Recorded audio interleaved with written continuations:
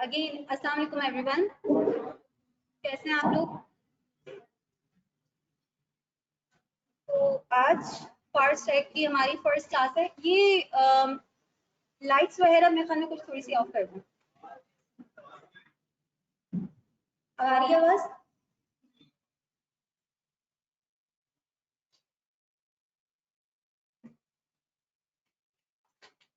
ठीक है, अब ठीक है।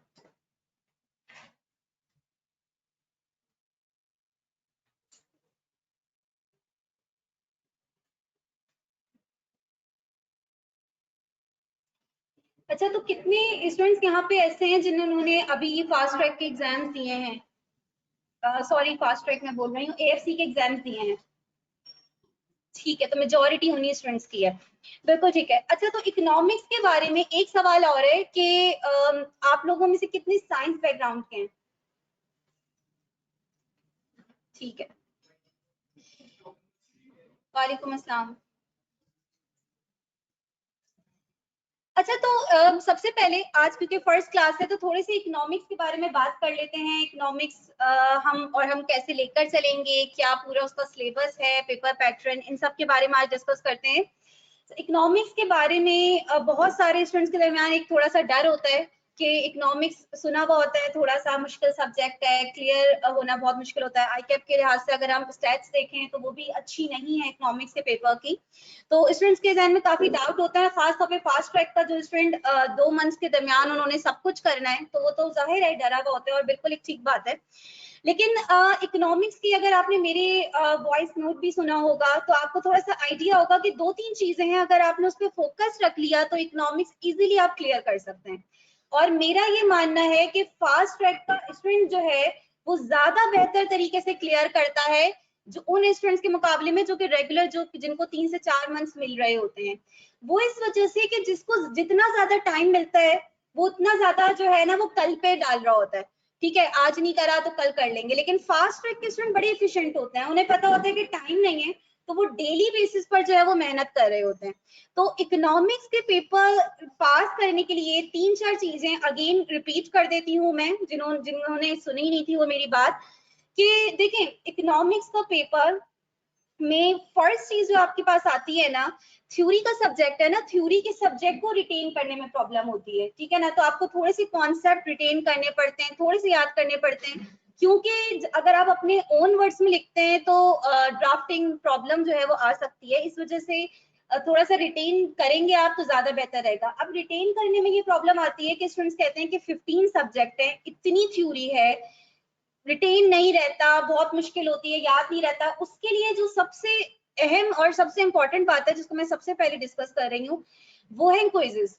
ठीक है, तो आपको शायद मेरे स्टूडेंट से ये बात पता हो कि मैं क्विजेस बहुत ज्यादा लेती हूँ। ठीक है, और क्विजेस जो चेक करती हूँ मैं डायरेक्ट नहीं चेक कर रही होती हूँ।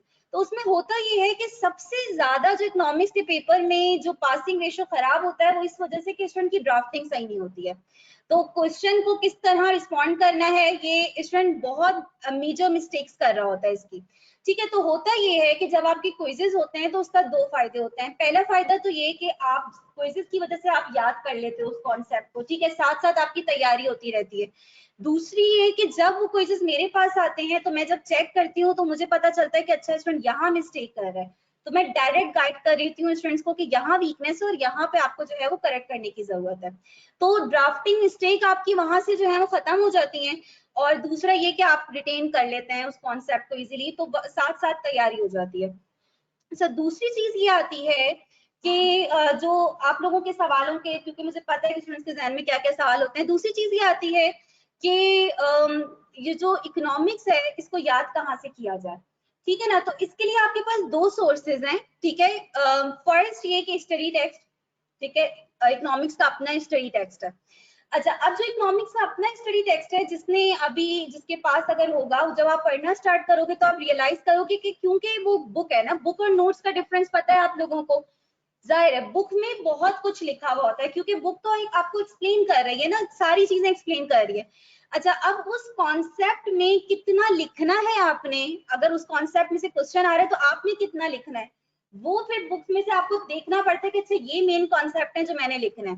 तो दूसरी चीज ये होती है कि जो आईकेप के जो आपके स्टडी टेक्स्ट है उसकी वर्डिंग्स जो है वो थोड़ी सी मुश्किल है, जब आप पढ़ोगे तो आप रियलाइज कर लोगे। तो उसके लिए मैंने क्या किया था कि स्टार्ट में तो जब मैंने ये देखना स्टार्ट किया कि स्टूडेंट्स को काफी प्रॉब्लम होती है स्टडी टेक्स्ट से पढ़ने में, तो मैंने अपने ओन नोट्स बनाए थे जो कि अब बुक फॉर्म में है, ठीक है ना, और ARTT में अवेलेबल है। अच्छा, वो जो बुक है उसमें इस तरह डिजाइन की गई है कि क्वेश्चन किस तरह आता है, आपने उसको किस तरह आंसर करना है, ये सब चीजें जहन में रखते हुए पूरे नोट्स तैयार हुए हैं, तो वो नोट्स फॉर्म में है, ठीक है। और हर चैप्टर के एंड में पास्ट पेपर क्वेश्चंस हैं, 14 से लेकर अभी तक जितने अटेम्प्ट्स हैं उन सब से, उन चैप्टर से रिलेटेड जितने क्वेश्चन आए वो हर चैप्टर के एंड में गिवन है। तो उससे क्या होता है कि जब आपने चैप्टर पढ़ लिया उसके बाद आप पास्ट पेपर क्वेश्चन पे आए कि आप इसको अटेम्प्ट करेंगे, तो आप एक एक जितने भी उसमें क्वेश्चन है वो आपने अटेम्प्ट करना जो है वो स्टार्ट कर दिए, तो आपको चैप्टर के अंदर ही पता चल जाता है कि अच्छा इसका आंसर ये है, ठीक है। और जाहिर है मैं भी गाइड करूंगी आप लोगों को। तो आप लोगों के पास दो सोर्सेज हैं, अगर आप बुक यहाँ से परचेज करते हैं मेरी, तो फिर स्टडी टेक्स्ट को देखने की भी जरूरत नहीं है, ठीक है। आप सिर्फ बुक से तैयारी करके इजीली पेपर क्लियर कर सकते हैं, ठीक है। और अगर आप स्टडी टेक्स्ट से पढ़ते हैं तो फिर ये आपकी अपनी चॉइस है, ठीक है ना। तो स्टूडेंट्स को खुद ही जो है वो कुछ दिनों में रियलाइज हो जाता है कि क्यों उनको बोला गया था नोट से पढ़ने का। तो अगर आप स्टडी टेक्स्ट से पढ़ना चाहते हैं तो मुझे कोई प्रॉब्लम नहीं है। अगर आप थोड़ा सा आसान करना चाहते हैं अपनी जिंदगी, क्योंकि 2 महीने हैं, कंपटीशन थोड़ा टफ है, तो फिर आप नोट्स के थ्रू कर सकते हैं, ठीक है ना। अच्छा, अब बात आती है कि इकोनॉमिक्स का सिलेबस क्या है, ठीक है। किसी को यहाँ पे मेरे ख्याल में कोई आइडिया तो नहीं होगा, पहली दफा ही सब कर रहे हैं, तो इकोनॉमिक्स का सिलेबस अगर आप लोग मेरे ख्याल में नोट कर लें, थोड़ा सा एक आइडिया हो जाएगा कि स्टडी टेक्स्ट के स्टार्ट में ही इकोनॉमिक्स की ग्रिड दी हुई है। तो थोड़ा देख लेते हैं इसके सिलेबस को। हुसैन, स्टडी टेक्स्ट की और मेरी बुक की वर्डिंग्स में बहुत चेंज है, तो मैंने बहुत आसान वर्ड्स यूज किए हैं। कंप्लीट सब कुछ टॉपिक वगैरह सब कुछ वही है, बट वर्डिंग्स का फर्क है।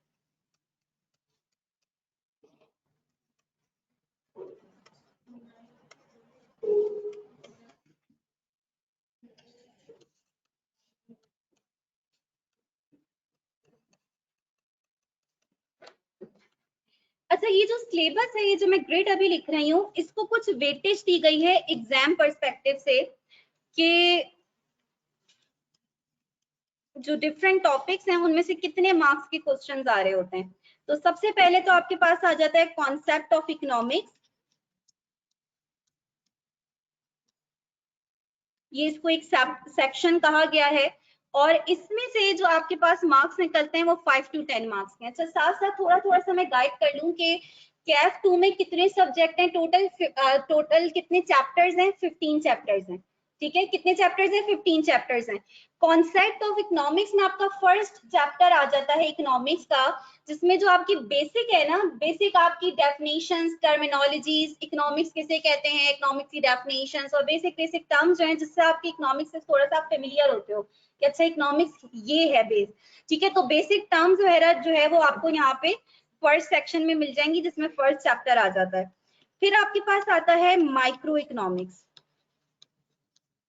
माइक्रो इकोनॉमिक्स में हमारे पास कितने चैप्टर्स आ जाते हैं, चैप्टर 2 टू चैप्टर 5, 2, 3, 4, 5, ये 4 चैप्टर्स आपके आ जाते हैं माइक्रो इकोनॉमिक्स में। और इसका जो वेटेज है हमारे पास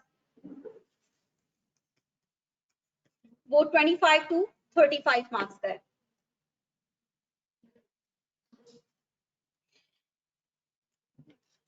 अच्छा, थर्ड हमारे पास आता है macro economics.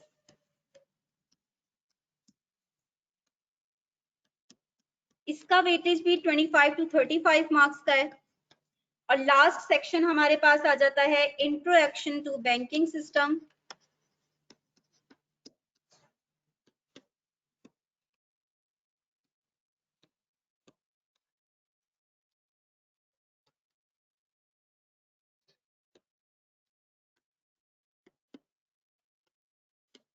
Financial markets and international trade.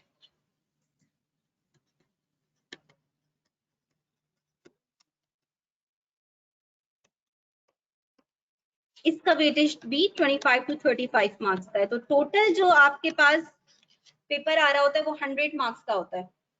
Macro economics और इंट्रोडक्शन टू बैंकिंग सिस्टम का जो आपकी ये 2 सेक्शंस हैं, इसके चैप्टर कोई फिक्स नहीं है। मैक्रो इकोनॉमिक्स के चैप्टर 6 ऑनवर्ड है, चैप्टर 10 तक है। चैप्टर 11 के कुछ कॉन्सेप्ट मैक्रो इकोनॉमिक्स में आते हैं, कुछ कॉन्सेप्ट जो है वो ये बैंकिंग सिस्टम में आते हैं, और 12, 13, 14, 15 ये लास्ट सेक्शन में आता है। ठीक है, तो ये तो एक जो है वो एक ग्रिड है, वेटेज इसमें दिया गया है चैप्टर वाइज के कितने मार्क्स का किस चैप्टर में से आता है। अच्छा, तो अब बात करते हैं पेपर पैटर्न की। ये कोई याद करने वाली चीज नहीं है, ये जाहिर है जब आप पढ़ेंगे तो आपको वैसे ही आइडिया होगा। ये सिर्फ एक नो हाउ जो है वो आपको हो जाए कि अच्छा हमारी बुक में का सिलेबस क्या है।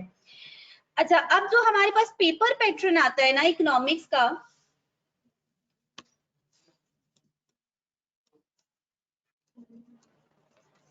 इसमें हमारे पास 2 सेक्शंस आते हैं, सेक्शन ए और सेक्शन बी।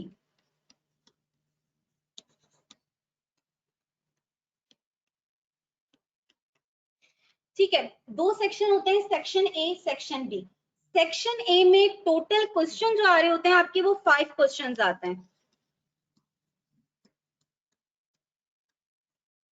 5 क्वेश्चंस आते हैं सेक्शन ए। याद रखिएगा कि सेक्शन ए कंपलसरी है, इसमें किसी भी तरह की कोई चॉइस नहीं है। ठीक है, आपके पास 5 क्वेश्चंस आते हैं, जिनमें से जो 4 क्वेश्चंस होते हैं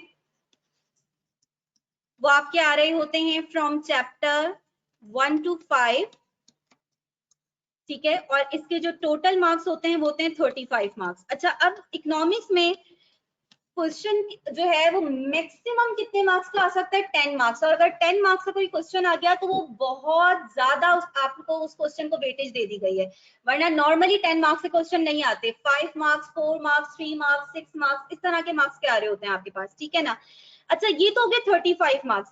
अच्छा, जो आपका 5th क्वेश्चन होता है वो किसका होता है? एमसीक्यूज का।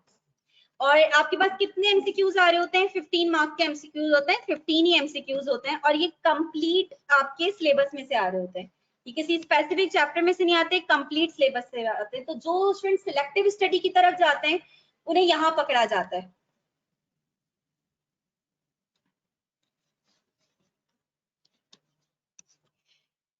अच्छा, शायद आपने किसी से सुना हो कि सेक्शन बी जो है वो पूरे सीए में एक एक्सेप्शन यहाँ पे आपको नजर आती है कि सेक्शन बी में आपको क्या मिलती है? चॉइस मिल रही होती है। तो सेक्शन बी में जो टोटल आपके पास क्वेश्चंस आते हैं वो आते हैं 7 क्वेश्चंस, आउट ऑफ विच आपको कितने अटेम्प्ट करने होते हैं? 5 क्वेश्चंस अटेम्प्ट करने होते हैं। ठीक है ना, तो 70 मार्क्स का आता है, बट आपको 50 मार्क्स का अटेम्प्ट करना होता है। और सेक्शन बी आपका आ रहा होता है फ्रॉम चैप्टर 6 to 15। ठीक है, और इसमें आपको कोई एनी 5 क्वेश्चंस अटेम्प्ट करने होते हैं।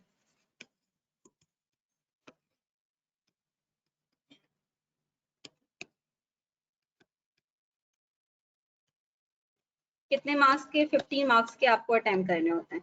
अगेन इसमें भी जो क्वेश्चन आते हैं वो कोई एक क्वेश्चन नहीं होता, उसके पार्ट्स होते हैं। अक्सर ए बी सी पार्ट आ रहा होता है आपके पास। ठीक है, तो ये इस तरह का कुछ आपका पेपर पैटर्न है। तो आइडिया हो गया एक आपको कि पेपर किस तरह इकोनॉमिक्स का आ रहा होता है। सही है ना। थोड़ा सा हमने सिलेबस को देख लिया, हमने पेपर पैटर्न को देख लिया। अब अगर आप लोगों ने नोट कर लिया आप लोगों ने, ठीक है। अच्छा, अब बात करते हैं कि मैं किस तरह लेकर चलूंगी और आप लोगों ने किस तरह लेकर चलना है। देखिए, मैं सिर्फ एक बात बोलूंगी, सिर्फ अगर आपने इकोनॉमिक्स को क्लियर करना है ना, तो बस मैं जो बोल रही हूँ आपने उसको फॉलो करना है। आप इजीली इकोनॉमिक्स को क्लियर कर लेंगे, ये मेरी गारंटी है। ठीक है, आप लोगों से ज्यादा मेहनत मेरी रहेगी, लेकिन आप लोगों ने बस फॉलो करना है। अच्छा, फॉलो क्या करना है? पहली चीज ये कि जो डेली बेसिस पर जो लेक्चर्स हो रहे हैं आप लोगों ने उसको रिवीजन जरूर करना है।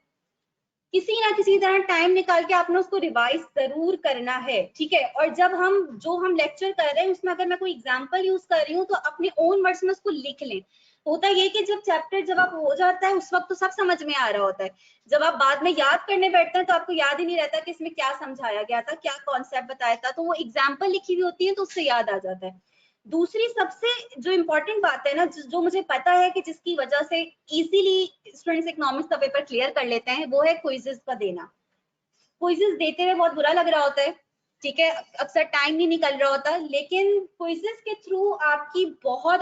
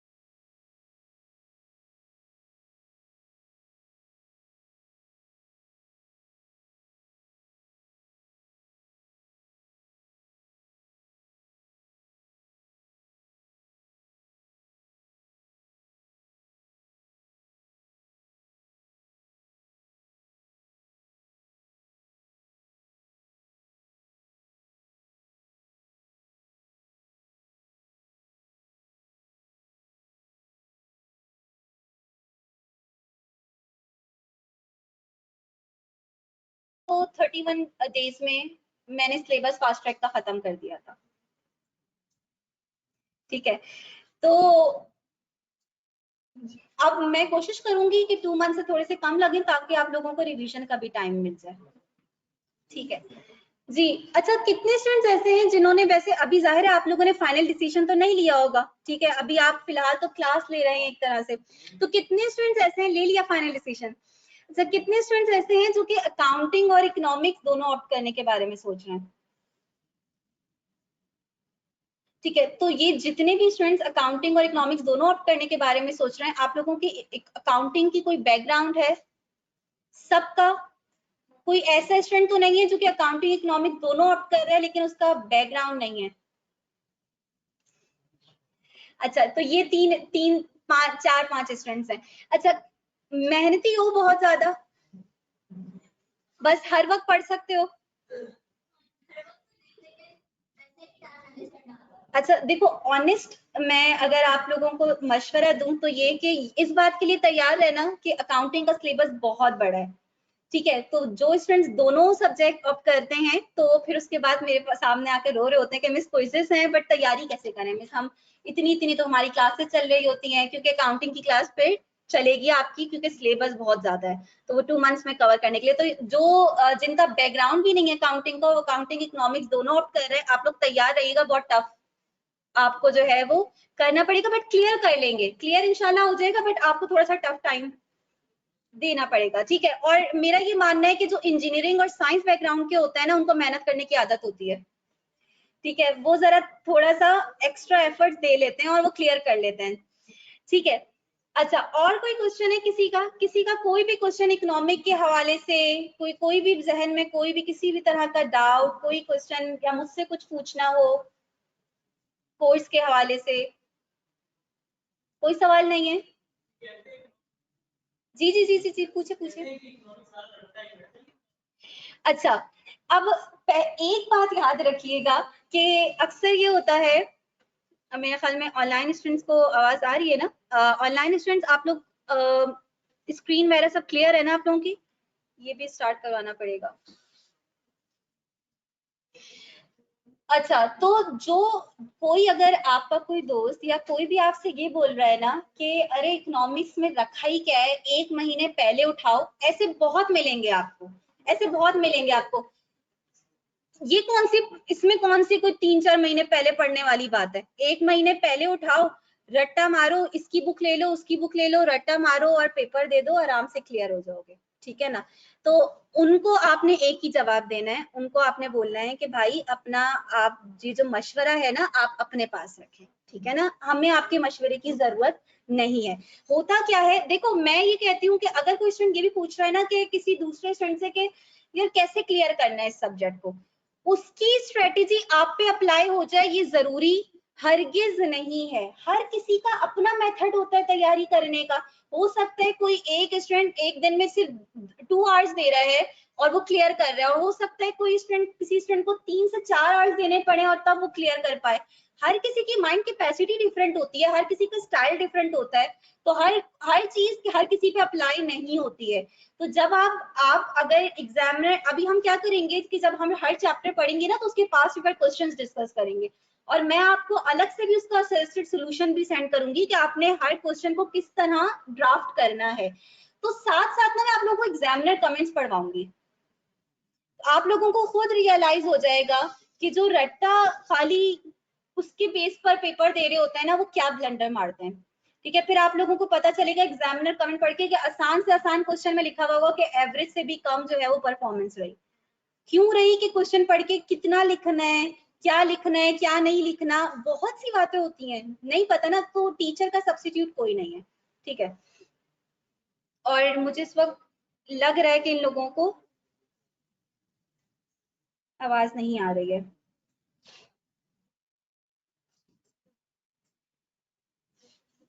जी, कोई एडमिन में जा सकता है इस वक्त?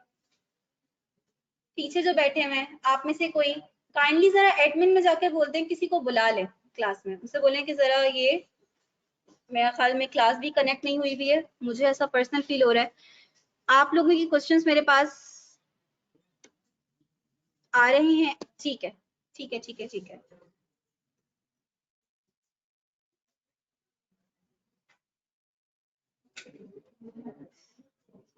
अभी आ रही है आवाज? जी, यहाँ से कोई सवाल पूछ रहे थे मेरे ख्याल में। जी, आप पूछ रहे थे राइस की बुक और मेरी बुक में क्या डिफरेंस है।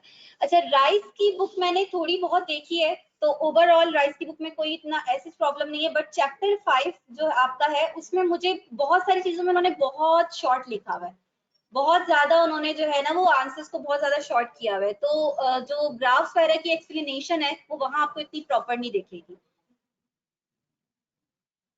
तो वो कंपैरेटिवली इजी सब्जेक्ट हो जाता है, लेकिन आईसीएस की मार्किंग रेशियो के हिसाब से वो सबसे अच्छा, ये मैं बिल्कुल इनके सवाल के बाद आप पे आती हूँ। ये क्वेश्चन ना मेरी क्लास के तकरीबन सारे स्टूडेंट करते हैं कि मिस इतना तो आसान है इकोनॉमिक्स, मतलब सब समझ में आ रहा है, हम क्विज़ेस भी दे रहे हैं, सब कुछ है, क्वेश्चन इतने इजी आ रहे हैं, स्ट्रेट फॉरवर्ड आ रहे हैं, किसी तरह का कोई सिनेरियो बेस्ड कोई क्वेश्चन नहीं है, कुछ नहीं है, तो फिर इतना खराब पासिंग रेशियो क्यों है? जी नहीं, अब आवाज आ रही है, बस आप स्क्रीन कर दीजिए। नहीं, ऐसे ठीक है।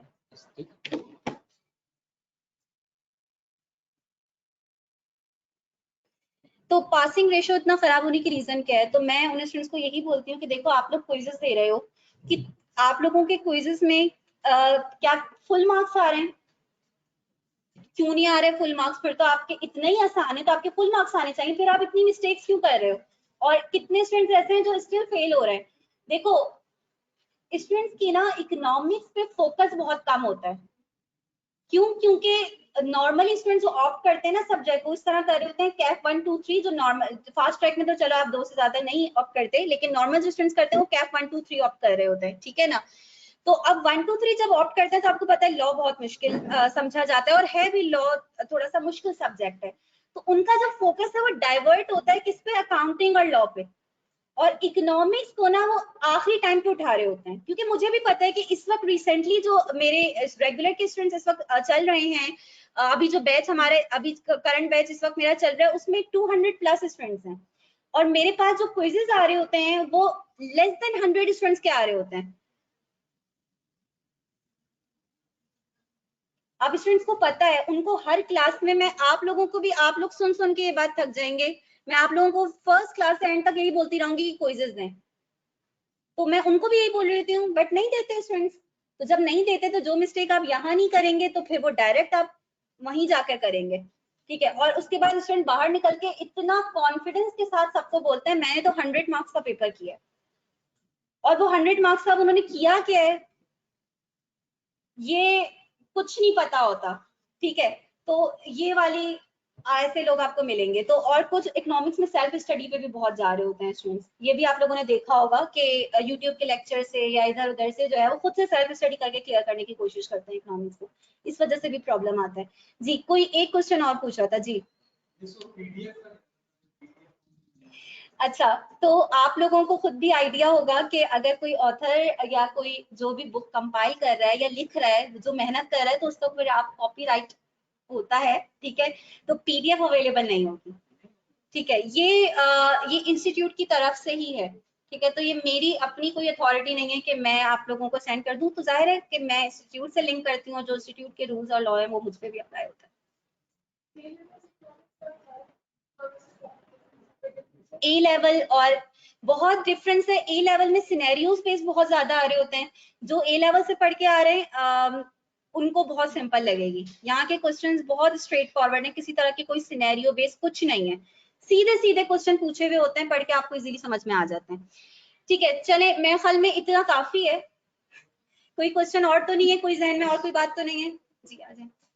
इस ए लेवल इकोनॉमिक्स के अंदर जो है हमने काफी वास्ट इकोनॉमिक्स पढ़ी हुई है, तो सीनियर जो भी हमें मिले हैं उन्होंने कहा कि इसका आई का जो लेवल है वो काफी नीचे, आपने बहुत ऊपर पढ़ी हुई है, तो अगर आप सवाल से ज्यादा जवाब लेके आ जाते हैं एग्जामिनर तब भी काट लेते हैं। देखो, इकोनॉमिक्स के हवाले से, इकोनॉमिक्स के हवाले से क्या, हर पेपर के हवाले से ऐसी ऐसी बातें मशहूर हुई नहीं है ना कि मैं बता नहीं सकती। अब मुझसे एक स्टूडेंट पूछा था, मिस बोल रहा था कि मिस मैंने ये सुना है कि अगर स्टडी टेक्स्ट से अगर ना लिखे तो 5 मार्क्स कम मिलते हैं। अब ये बात पता नहीं उसको किस चेकर ने बता दी कि भाई अगर कोई आप स्टडी टेक्स्ट से नहीं लिखेंगे तो आपको 5 मार्क्स कम मिलेंगे। तो इस तरह की बातें बहुत फजूल मशहूर हुई हैं। लेकिन बात ये है, देखो मैं आपको आपकी बात का सीधा सा एक जवाब देती हूँ। आपसे एक सिंपल क्वेश्चन पूछा गया है और आप कहां से कहां लेकर जा रहे हैं बात को। उससे क्या हो रहा है कि आप इररेलेवेंट डिटेल्स लिख रहे हैं जो कि पूछी नहीं गई है।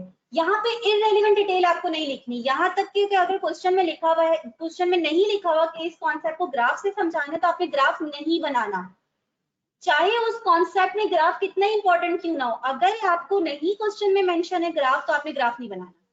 तो इररिलेवेंट जब आप डिटेल्स में जाते हैं तो एक क्वेश्चन पे आपका इतना टाइम लग जाता है कि बाकी क्वेश्चन पे आपकी परफॉर्मेंस सही नहीं रहती है। जब तक कोड नहीं करेगा आपने ग्राफ नहीं बनाना।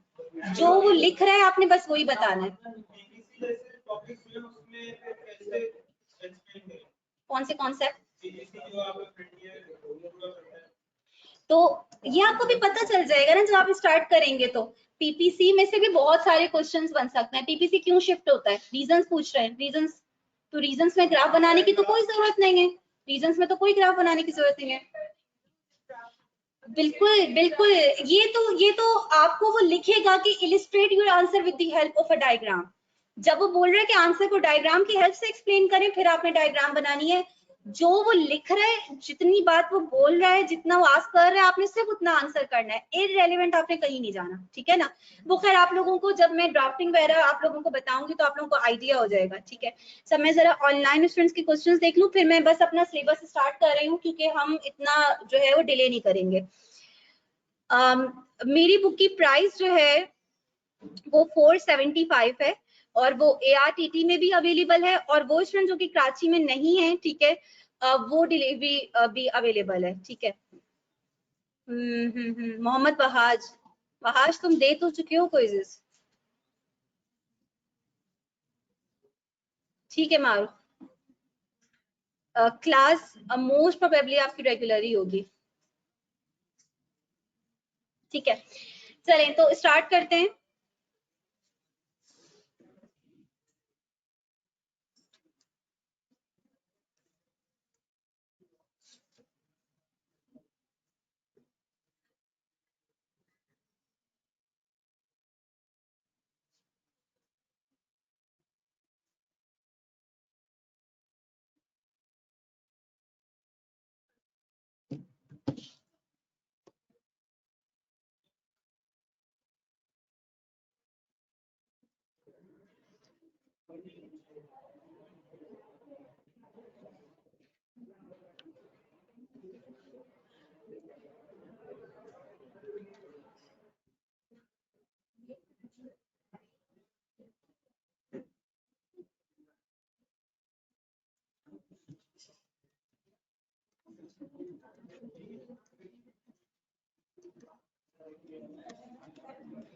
इस वक्त कोई स्टूडेंट यहाँ पे ऐसा बैठा हुआ है जिसके पास मेरी बुक हो? जरा मुझे बुक दो।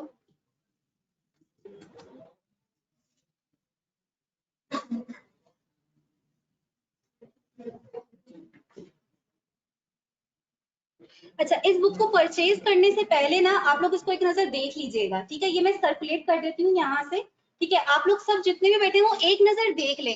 सब बुक के एंड में MCQs गिवन है, ठीक है, सारे चैप्टर्स के। चैप्टर के एंड में अच्छा 14 से लेकर, कुछ स्टूडेंट बोलते हैं मिस 14 से लेकर के क्वेश्चन हैं, 14 से पहले के क्यों नहीं है? क्योंकि 14-15 से आपकी जो है वो सिलेबस चेंज हुआ था इकोनॉमिक्स का। इस वजह से अगर किसी बुक में आपको 14 से पहले के क्वेश्चंस दिख भी रहे हैं तो उनकी प्रैक्टिस करने की जरूरत नहीं है। बहुत दफा स्टूडेंट हैरान हो जाते हैं मिस ये तो टॉपिक ही नहीं है बुक में। तो क्योंकि अब वो पहले सिलेबस का पार्ट था और अब वो सिलेबस का पार्ट नहीं है, तो सिलेबस आपका काफी चेंज हो गया है। तो इस वजह से मैंने सिर्फ 14 से क्वेश्चन ऐड करें। ये आप बुक लें और यहाँ से एक दफा जो है इसको सर्कुलेट कर लें।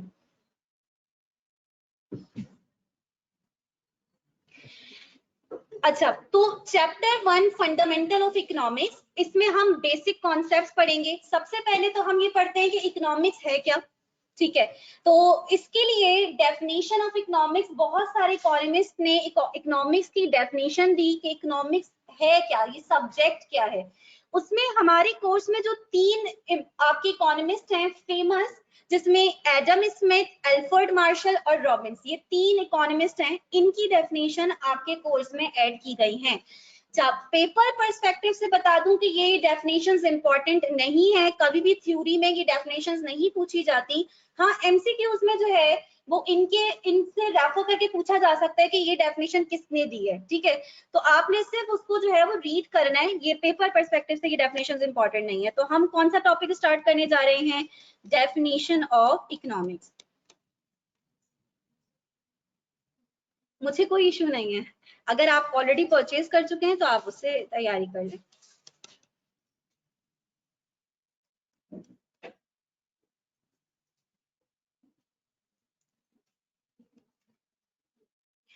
अच्छा, तो फर्स्ट डेफिनेशन हमारे पास आ जाती है एडम स्मिथ की। किसी को ये पता है कि एडम स्मिथ को हम क्या कहते हैं?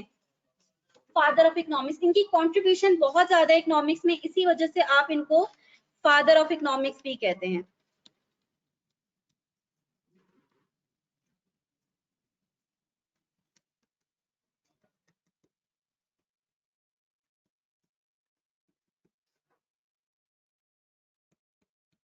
अच्छा, एडम स्मिथ जिस स्कूल ऑफ थॉट से बिलोंग करते हैं उसको हम कहते हैं क्लासिकल स्कूल ऑफ थॉट, इन्हें हम क्लासिकल इकोनॉमिस्ट कह रहे होते हैं। अच्छा, अब थोड़ा सा इसको भी देख लेते हैं कि क्लासिकल इकोनॉमिस्ट का क्या मतलब है।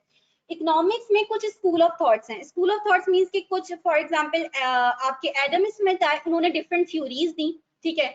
उन थ्योरीज को जिन्होंने कैरी फॉरवर्ड किया, जिन्होंने फॉलो किया उन थ्योरीज को, और मजीद जो है उन थ्योरीज को आगे जो है फर्दर जो है वो डिफाइन किया, आगे एक्सटेंड किया, तो वो क्लासिकल इकोनॉमिस्ट कहलाए, ठीक है। अच्छा, इसके बाद कोई दूसरे आपकी इकोनॉमिस्ट है, उन्होंने बोला कि नहीं, ये चीज इस तरह नहीं है, ये चीज इस तरह है, ठीक है ना। तो उनके व्यूज थोड़े डिफरेंट थे, उन्होंने अपनी थ्योरीज दी, उन थ्योरीज को जिन्होंने फॉलो किया वो उसके मुताबिक वो स्कूल ऑफ थॉट जो है वो अलग हो गया। यहाँ पे ये याद रखने की जरूरत है कि जैसे फिजिक्स वगैरह है, किसी के भी लॉ आते हैं तो एक लॉ दूसरे लॉ को क्या कर देता है, को कैंसिल कर देता है। यहाँ पे इकोनॉमिक्स में ऐसा नहीं है, यहाँ पे जितने भी लॉज आए हैं, जितनी भी थ्योरीज आई हैं, वो उन्होंने एडिशन ही किए हैं आपके इकोनॉमिक्स के सब्जेक्ट में, किसी एक थ्योरी ने दूसरी थ्योरी को कैंसिल नहीं करा। इसकी रीजन क्या है? छोटी सी एक एग्जांपल से हम ये बात समझ लेते हैं। आपकी इकोनॉमी में फॉर एग्जांपल किसी भी तरह की कोई इश्यू चल रहा है, आपकी इकोनॉमी में इन्फ्लेशन बहुत ज्यादा है, ठीक है ना। अब इस इन्फ्लेशन को कंट्रोल करने के लिए डिफरेंट टूल्स हैं, डिफरेंट मेजर्स हैं। अब एक इकोनॉमिस्ट ये समझता है कि इस सिचुएशन में हमें इन्फ्लेशन को कंट्रोल करने का तरीका ये है कि हम इंटरेस्ट रेट को इंक्रीज कर दें, ठीक है। ऑफ कोर्स अभी ये बातें इतनी समझ में नहीं आएंगी, with the passage of time आपको ये बातें क्लियर हो जाएंगी। तो एक इकोनॉमिस्ट ये कहता है कि इसको कंट्रोल करने के लिए हमें ये पॉलिसी लगानी चाहिए, दूसरा इकोनॉमिस्ट कह रहा है कि इसको कंट्रोल करने के लिए हमें ये पॉलिसी लगानी चाहिए। अब कभी कभी इकोनॉमी की सिचुएशन ऐसी हो जाती है कि एक पॉलिसी ज्यादा इफेक्टिव होती है, और कभी इकोनॉमी की सिचुएशन ऐसी होती है कि दूसरी पॉलिसी ज्यादा इफेक्टिव होती है। तो बात यह है कि एक ही जगह पे पहुंचने के डिफरेंट रास्ते हैं, ठीक है। तो बात सब तकरीबन सही कर रहे हैं, बस वो डिफरेंट डिफरेंट रास्ते बता रहे हैं आपको, सही है। तो एडम स्मिथ ने अपनी एक बुक लिखी थी 1776 में, जिसका नाम बहुत बड़ा था, लेकिन मैं यहाँ पे सिर्फ वेल्थ ऑफ नेशन लिख रही हूँ क्योंकि वो वेल्थ ऑफ नेशन के नाम से ही मशहूर थी। और इसमें इन्होंने इकोनॉमिक्स की जो डेफिनेशन दी थी, उसका जो मेन, अगर हम समराइज करें तो उनकी डेफिनेशन ये थी कि economics is the study of wealth.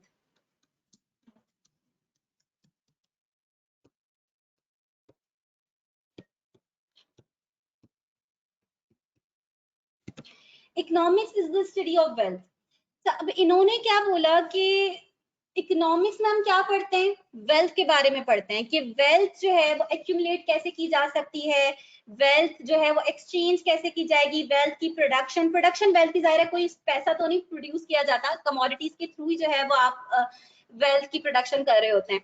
तो इनकी जो डेफिनेशन थी ना, इन्होंने अपनी ऐसी डेफिनेशन दी, इन्होंने बोला कि भाई इकोनॉमिक्स में हम वेल्थ के बारे में पढ़ते हैं। अब मसला ये हुआ कि बात इनकी किसी हद तक ठीक थी। कैसे ठीक थी कि अगर हम देखें तो इकोनॉमी में बहुत सारी प्रॉब्लम्स वेल्थ से ही तो एसोसिएटेड है, ठीक है, हम अपने आप को भी देखते हैं तो हम नॉर्मली हर बंदे को यही तो मेन प्रॉब्लम है ना कि पैसा नहीं है। ठीक है, तो बहुत सारी प्रॉब्लम्स आपकी वेल्थ से एसोसिएटेड होती हैं। आपकी पॉवर्टी इकोनॉमी में बहुत ज्यादा है, अनएम्प्लॉयमेंट ज्यादा है, बहुत सारी चीजों को कंट्रोल करने के लिए मेन यही है, वेल्थ ही इंपॉर्टेंट है। लेकिन हुआ ये कि जिस वक्त उन्होंने ये डेफिनेशन दी, उस वक्त जो आपके एरा था ना, उसमें लोगों के बड़े रिलीजियस थॉट्स थे, तो उनको बहुत ज्यादा क्रिटिसाइज किया गया। तो एडम स्मिथ को ये बोला गया कि आपने तो, आपकी डेफिनेशन के मुताबिक तो वेल्थ से एसोसिएट जितना भी काम है वो सब किस में आ गया, इकोनॉमिक्स के अंदर आ गया। अब वेल्थ तो आप खुद सोच सकते हैं कि एक चोर भी दौलत ही जमा कर रहा होता है ना, लेकिन वो जिस जिस तरह जमा कर रहा होता है वो तरीका सही नहीं है। तो आपकी डेफिनेशन ने तरीके के बारे में कोई बात नहीं करी, आपकी डेफिनेशन ने सिंपल बोल दिया कि economics is the study of wealth. तो लोगों ने बोला कि ये जो डेफिनेशन है, ये जो सब्जेक्ट है, ये तो लोगों में एक लालच पैदा करेगा और ये सब्जेक्ट जो है इसका बड़े नेगेटिव इम्पैक्ट पड़ेंगे सोसाइटी में। तो उनकी डेफिनेशन गलत नहीं थी, बट उन्होंने बहुत नैरो डेफिनेशन दी। इकोनॉमिक्स सिर्फ स्टडी ऑफ वेल्थ नहीं है। अगर अब कोई आपसे बोलता है कि इकोनॉमिक्स जो है वो वेल्थ की स्टडी है, तो गलत है। ठीक है, ये इकोनॉमिक्स की बहुत, इसने इकोनॉमिक्स की स्कोप को बहुत ज्यादा नैरो कर दी है। ठीक है, और आपको कंप्लीट आइडिया नहीं होता। इस बात से क्या पता लग रहा है कि economics is the study of wealth. ठीक है, ये इससे आपको कंप्लीट सब्जेक्ट का आइडिया ही नहीं हो रहा। तो इसी वजह से इनको बहुत ज्यादा क्रिटिसाइज किया गया। अब क्रिटिसाइज क्या किया गया, इसके कुछ मेन पॉइंट्स हम यहाँ पे नोट कर लेते हैं।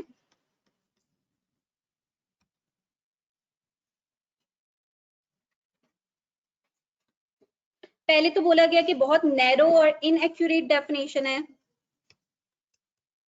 और ये बात आप रियलाइज करेंगे जब आप लास्ट डेफिनेशन पढ़ेंगे। तो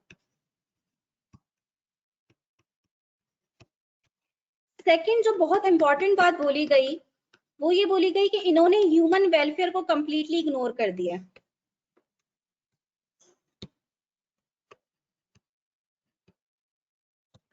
अब कोई भी इंडिविजुअल कोई ऐसी चीज प्रोड्यूस कर रहा है जो कि सोसाइटी के वेलफेयर के लिए, वेलबींग के लिए अच्छी नहीं है, लेकिन उसको इस बात की परवाह नहीं है, क्योंकि उसके लिए क्या इंपॉर्टेंट है, वेल्थ इंपॉर्टेंट है, वेलफेयर इंपॉर्टेंट नहीं है। बिल्कुल इसी तरह जब कोई इंडिविजुअल किसी दूसरे इंडिविजुअल की हेल्प करता है, तो उसके पीछे क्या ऑब्जेक्टिव होता है, वेलफेयर का, उसकी वेलफेयर का। उसके पीछे ये ऑब्जेक्टिव नहीं होता कि बदले में वो मुझे कोई वेल्थ वगैरह देगा, कुछ देगा बदले में। ठीक है, नेकी का कॉन्सेप्ट जो है वो आपका खत्म हो गया ना, अगर आप सिर्फ वेल्थ को इंपॉर्टेंस देंगे तो।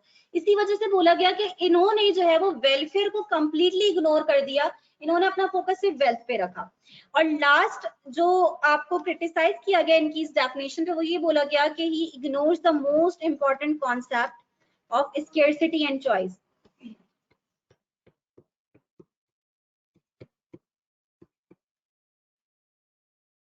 आमिर बिल्कुल ऐसा ही है। अगर आप किसी को पूरे वक्त सिर्फ वेल्थ वेल्थ वेल्थ करते रहेंगे, तो उसके जहन में सिर्फ वेल्थ रहेगा और फिर उसका बड़ा नेगेटिव इम्पैक्ट पड़ेगा।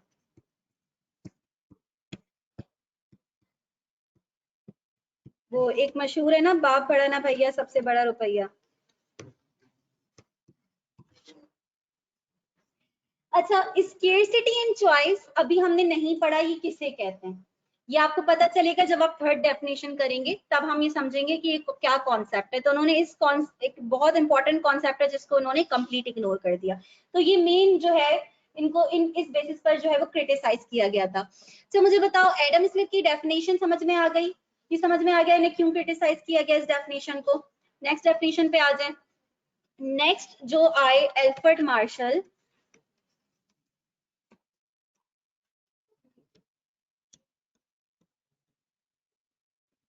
जो कि new classical school of thought से बिलोंग करते हैं। इन्होंने अपनी बुक लिखी 1890 में, प्रिंसिपल ऑफ इकोनॉमिक्स।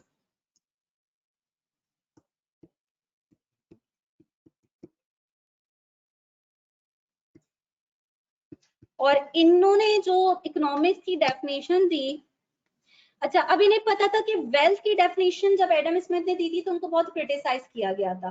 तो नेचुरली अब ये वेल्थ तो नहीं कह सकते थे कि ये स्टडी ऑफ वेल्थ है।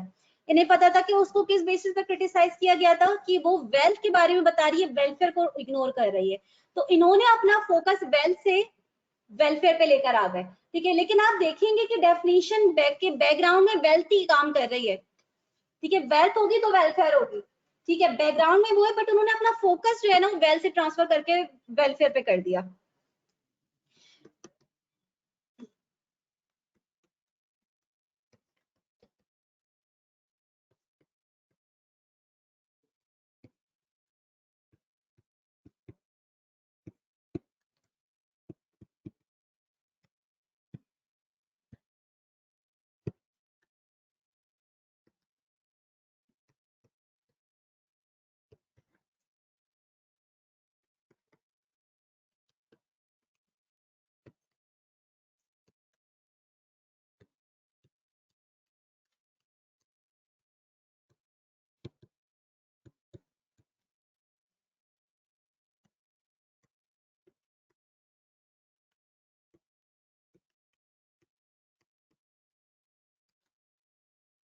सबसे ज्यादा अनक्लियर डेफिनेशन आपको उनकी दिखेगी, सबसे ज्यादा अनक्लियर, और क्रिटिसाइज भी यही किया गया कि बहुत अनक्लियर डेफिनेशन है, क्लियर आइडिया ही नहीं दे रही है कोई। पहले तो उन्होंने बोला कि economics is the study of Mankind in the ordinary business of life. बिल्कुल ठीक बात है कि इकोनॉमिक्स जो है वो एक आम इंडिविजुअल जो है वो किस तरह अपनी जिंदगी गुजारता है, अपने जो मेन उसकी जो प्रॉब्लम्स इश्यूज उसको आते हैं वो किस तरह उनको डील करता है, इस बारे में हम इकोनॉमिक्स में स्टडी करते हैं। दूसरी बात जो इन्होंने बोली ना कि इकोनॉमिक्स में हम क्या पढ़ते हैं, how to attain and use of material goods for wellbeing. सबसे पहले तो हमारे पास गुड्स जो है वो उनकी दो टाइप्स होती है, मटेरियल गुड्स और इमटेरियल गुड्स, जिन्हें हम सर्विसेज कह रहे होते हैं, ठीक है ना। इन्होंने पहले तो सर्विसेज को कंप्लीटली क्या कर दिया, इग्नोर कर दिया। मटेरियल गुड्स में सिर्फ इन्होंने टेंजिबल आइटम जो आपके होते हैं वो लिए। अब ये कहना क्या चाह रहे हैं, जो इस लाइन से हमें समझ में आता है कि हाउ टू अटेन, वही बात है कि आपने मटेरियल गुड्स को किस तरह अटेन करना है, and use of material goods for wellbeing.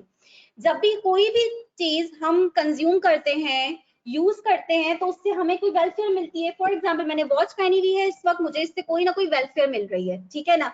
इस वक्त मैं पढ़ा रही हूँ, मैं लैपटॉप यूज कर रही हूँ, मैं मोबाइल यूज कर रही हूँ, ये सारी चीजें टेंजिबल हैं, मटेरियल गुड्स हैं, इनसे मुझे कुछ ना कुछ वेलफेयर मिल रहा है, कोई ना कोई फायदा हो रहा है, ठीक है ना मुझे। लेकिन बात ये है कि इन्होंने अपनी डेफिनेशन में अगर आप गौर करें तो पहले तो ये बात नहीं बताई कि मटेरियल गुड्स के थ्रू वेलबींग कैसे मिलती है। क्या हर मटेरियल गुड्स के थ्रू वेलबींग मिल रही होती है? जो आपकी क्या ड्रग्स के थ्रू भी वेलबींग मिलती है? जो आपकी हार्मफुल प्रोडक्ट्स है उसके थ्रू भी वेलबींग मिल रही होती है? नहीं, जरूरी तो नहीं है कि हर मटेरियल गुड आपको वेलबींग दे। इन्होंने यहाँ पे अपनी डेफिनेशन को क्लियर नहीं करा कि ये कहना क्या चाह रहे हैं, किस तरह मटेरियल गुड के थ्रू आपको वेलबींग मिलेगी। दूसरी बात कि इन्होंने सर्विसेज को इंपॉर्टेंस नहीं दी बिल्कुल भी। इस वक्त मैं आपको पढ़ा रही हूँ ना, ये क्या क्या दे रही हूँ, मैं सर्विस दे रही हूँ।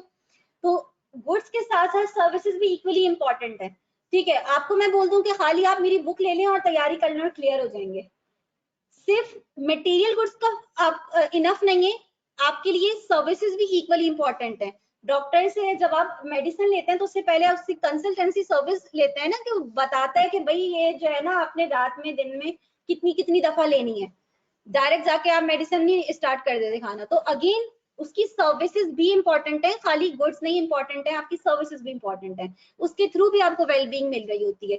तो इन्हें मेन दो बेसिस पर क्रिटिसाइज किया गया। सबसे पहले तो बिल्कुल ठीक बात बोली गई कि बहुत अनक्लियर डेफिनेशन है, आपकी डेफिनेशन कोई क्लियर आइडिया नहीं दे रही है, बहुत जजमेंटल है। हर कोई अपने जो है वो जहन के लिहाज से इसको समझ सकता है, ये बिल्कुल आपकी क्लियर डेफिनेशन नहीं है। दूसरी बात बोली गई कि आपने मटेरियल गुड्स को इंपॉर्टेंस दी, इमटेरियल गुड्स आपने टोटली इग्नोर ही कर दिए। सही है, तो ये दो मेन जो है इनको इस बेसिस पर क्रिटिसाइज किया गया।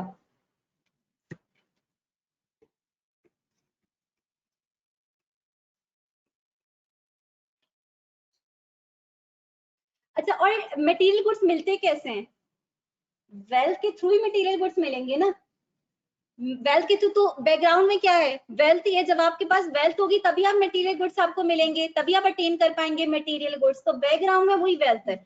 लेकिन उन्होंने, आप देखें कि वेल्थ का कहीं भी वर्ड नहीं यूज करा, इन्होंने किसका वर्ड यूज करा, वेल बीइंग का। इन्होंने अपना फोकस शिफ्ट कर दिया बस।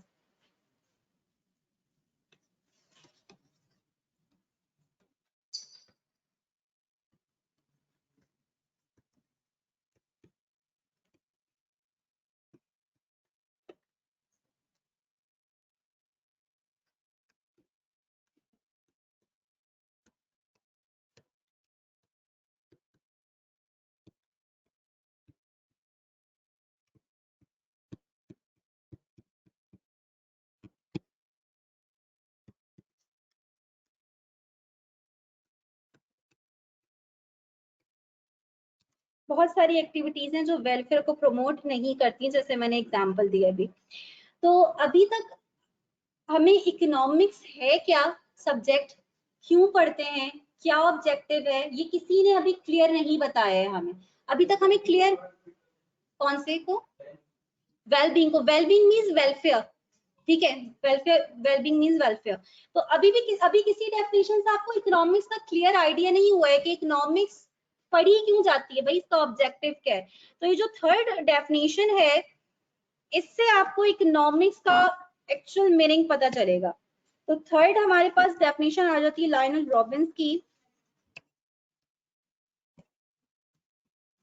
जो कि मॉडर्न स्कूल ऑफ इकोनॉमिक्स से बिलोंग करते हैं। अगर आप लोगों ने अभी नोट नहीं किया तो मुझे बता दें, नोट कर लिया आप लोगों ने, ठीक है।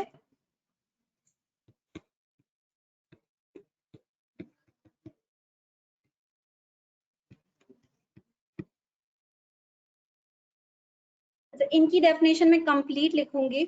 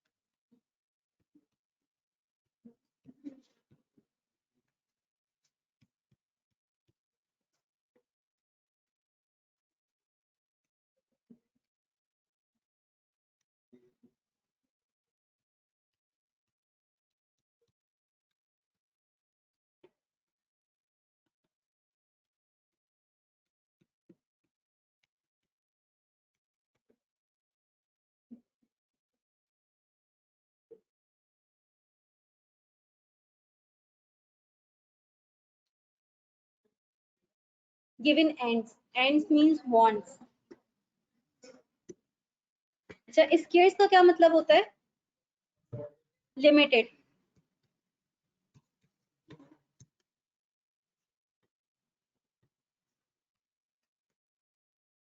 इसको बिल्कुल आप लोग कॉपी कर लें, उसके बाद फिर हम इसको डिस्कस करेंगे, ये बहुत इंपॉर्टेंट डेफिनेशन है।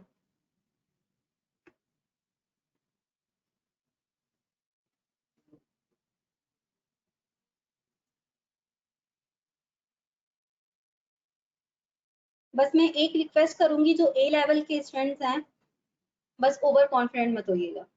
बस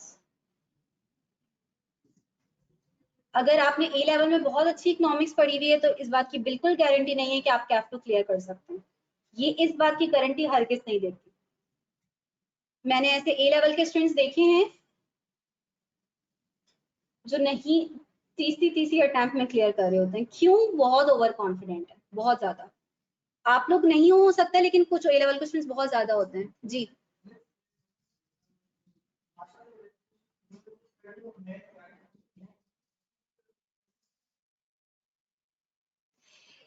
उसने उस वक्त कोई गुड सर्विस की कोई बात नहीं करी थी। जो फर्स्ट उसकी डेफिनेशन का पार्ट था, economics is the study of Mankind in the ordinary business of life, तो उसमें सिर्फ ये बात थी कि जो आपकी जो इंसानों की जो रोजमर्रा की जो जिस तरह उनको डील करनी पड़ती है प्रॉब्लम्स को, वो किस तरह अपने प्रॉब्लम्स को डील करते हैं, डील कर रहे होते हैं, उसमें बस वो वाली बात है, ठीक है। उसने कोई उस वक्त उसमें कोई बात नहीं करी। जो सेकंड पॉइंट है उसमें उसने स्पेशली मटेरियल गुड को हाईलाइट करा, तो यहाँ पे उसने जो है उसकी वजह से उसको क्रिटिसाइज किया गया। अच्छा, ये डेफिनेशन आप लोगों ने नोट कर ली,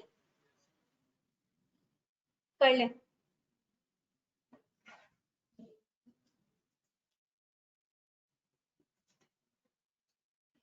अच्छा, अब डेफिनेशन क्या आ रही है हमारे पास, जो रॉबिन्स ने डेफिनेशन दी, और ये बहुत अच्छी डेफिनेशन है जो इकोनॉमिक्स का मीनिंग एक्चुअल आपको बता रही होती है।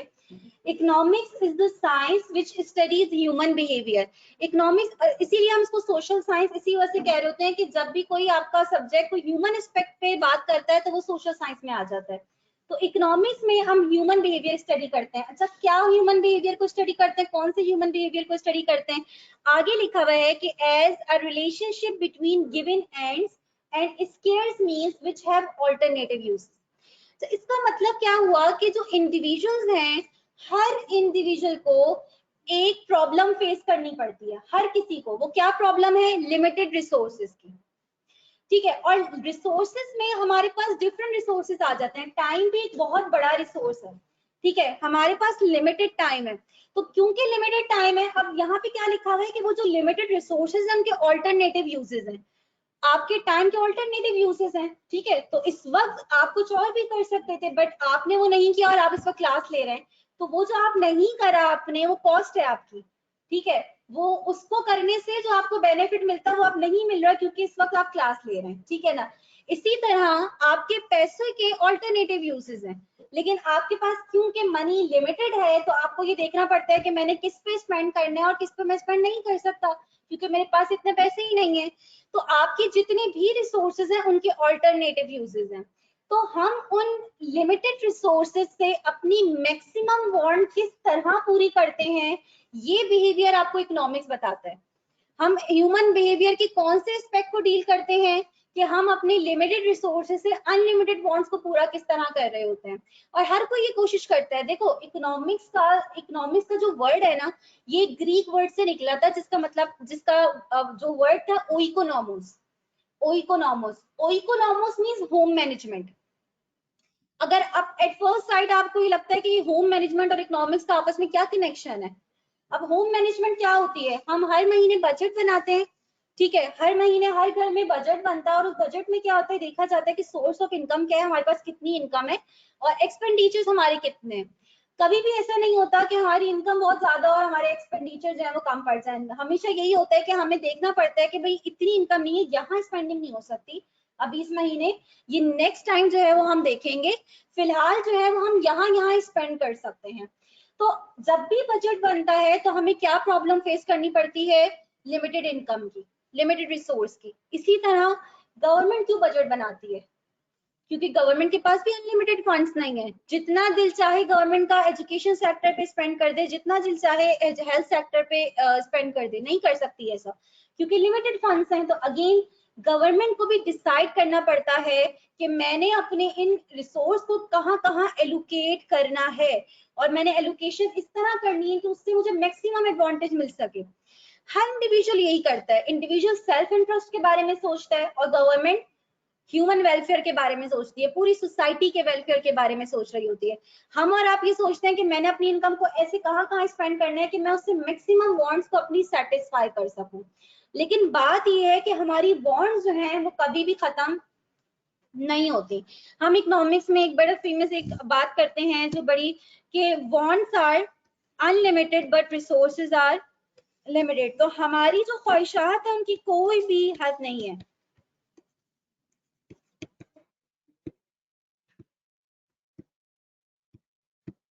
और आप ये ऑब्जर्व करते होंगे कि हमारे पास जब कोई एक चीज आती है जिसकी हम बहुत ज्यादा ख्वाहिश कर रहे होते हैं, जब वो चीज आ जाती है कुछ टाइम बाद ही हमें कोई उससे बेहतर चीज की फिर ख्वाहिश स्टार्ट हो जाती है। तो ये बॉन्ड्स कभी भी खत्म नहीं होती हैं, बट इन बॉन्ड्स को जिस तरीके से हम पूरा कर सकते हैं, जिन रिसोर्सेज के थ्रू, वो रिसोर्सेज क्या है हमारे पास? लिमिटेड रिसोर्सेज हैं। अच्छा, तो अब इन लिमिटेड रिसोर्सेज को हम वेस्ट नहीं कर सकते, हमने इसको ऐसे यूज करना है कि इससे मैक्सिमम एडवांटेज ले सकें।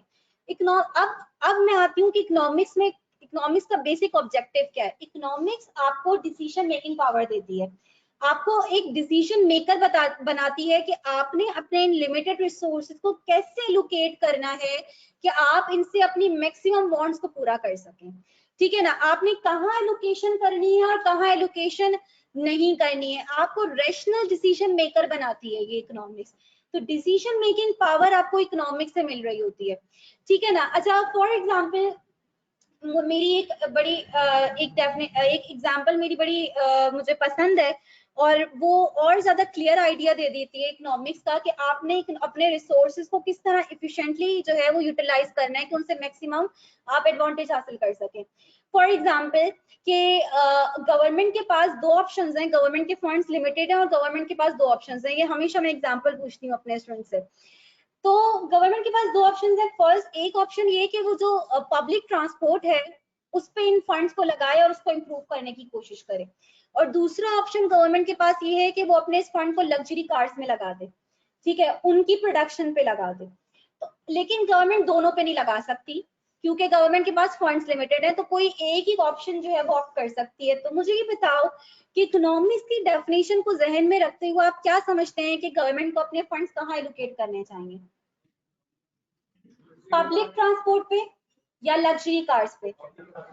Public transport. आप बोले लग्जरी कार्स, क्यों, रीजन?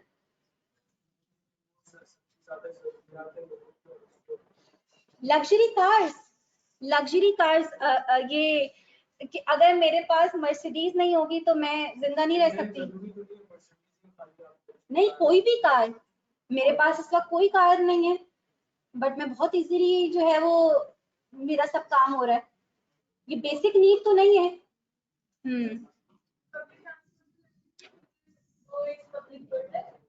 और नेसेसिटी है वो लग्जरी कार बिल्कुल बिल्कुल। देखिए, अच्छा देखिए, होता ये, आप फोकस करें इस बात पर कि लग्जरी कार्स अगर प्रोड्यूस करती है, उस पर फंड लगाती है, तो इसका फायदा कितने लोगों को होगा? अगर गवर्नमेंट लग्जरी कार बना रही है तो इसका मतलब ये तो नहीं है गवर्नमेंट मुफ्त में देगी, जाहिर है वो उसकी प्राइस होगी जितनी होती है। तो वो क्या इकोनॉमी के सारे लोगों को उससे फायदा होगा? नहीं, एक पर्टिकुलर सेक्टर है जो उससे फायदा ले सकता है। लेकिन अगर पब्लिक ट्रांसपोर्ट इंप्रूव होगा तो उससे ज्यादा लोगों को बेनिफिट मिलेगा कोर्स।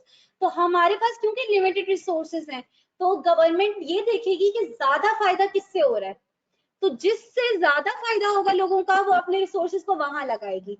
तो इकोनॉमिक्स का इस एग्जांपल से एक बहुत अच्छा आइडिया डेवलप हो जाता है कि हमारे पास क्योंकि लिमिटेड रिसोर्सेज हैं, तो हमने उसको इतना ऐसे इफिशिएंटली यूटिलाइज करना है, ऐसी डिसीजन मेकिंग करनी है कि उससे हम ज्यादा से ज्यादा अपने लिमिटेड रिसोर्सेज से एडवांटेज ले सकें। ठीक है ना? तो इकोनॉमिक्स का एक आइडिया हो गया बेसिक, ये क्यों पढ़ा जाता है, इसका क्या ऑब्जेक्टिव है, सोशल वेलफेयर को मैक्सिमाइज करना, इकोनॉमी के लोगों की वेलफेयर को मैक्सिमाइज करना, ये इसका बेसिक ऑब्जेक्टिव है। इंशाल्लाह अभी जब हम माइक्रो से मैक्रो पे आएंगे तो मैं थोड़ा सा मजीद इकोनॉमिक्स की आपको इंपॉर्टेंस अभी मैं नहीं पढ़वा रही, एक स्टोरी पढ़वाती हूँ स्टूडेंट से जिसमें कुछ पॉलिसीज के बारे में। मैक्रो इकोनॉमिक्स में आपके पास जो पॉलिसीज आती हैं, जो इकोनॉमी में पॉलिसी लग रही होती है, कितनी तरह की पॉलिसीज होती हैं? 2 तरह की। कौन कौन सी? एक गवर्नमेंट पॉलिसी लगाती है, उस पॉलिसी को हम क्या कहते हैं?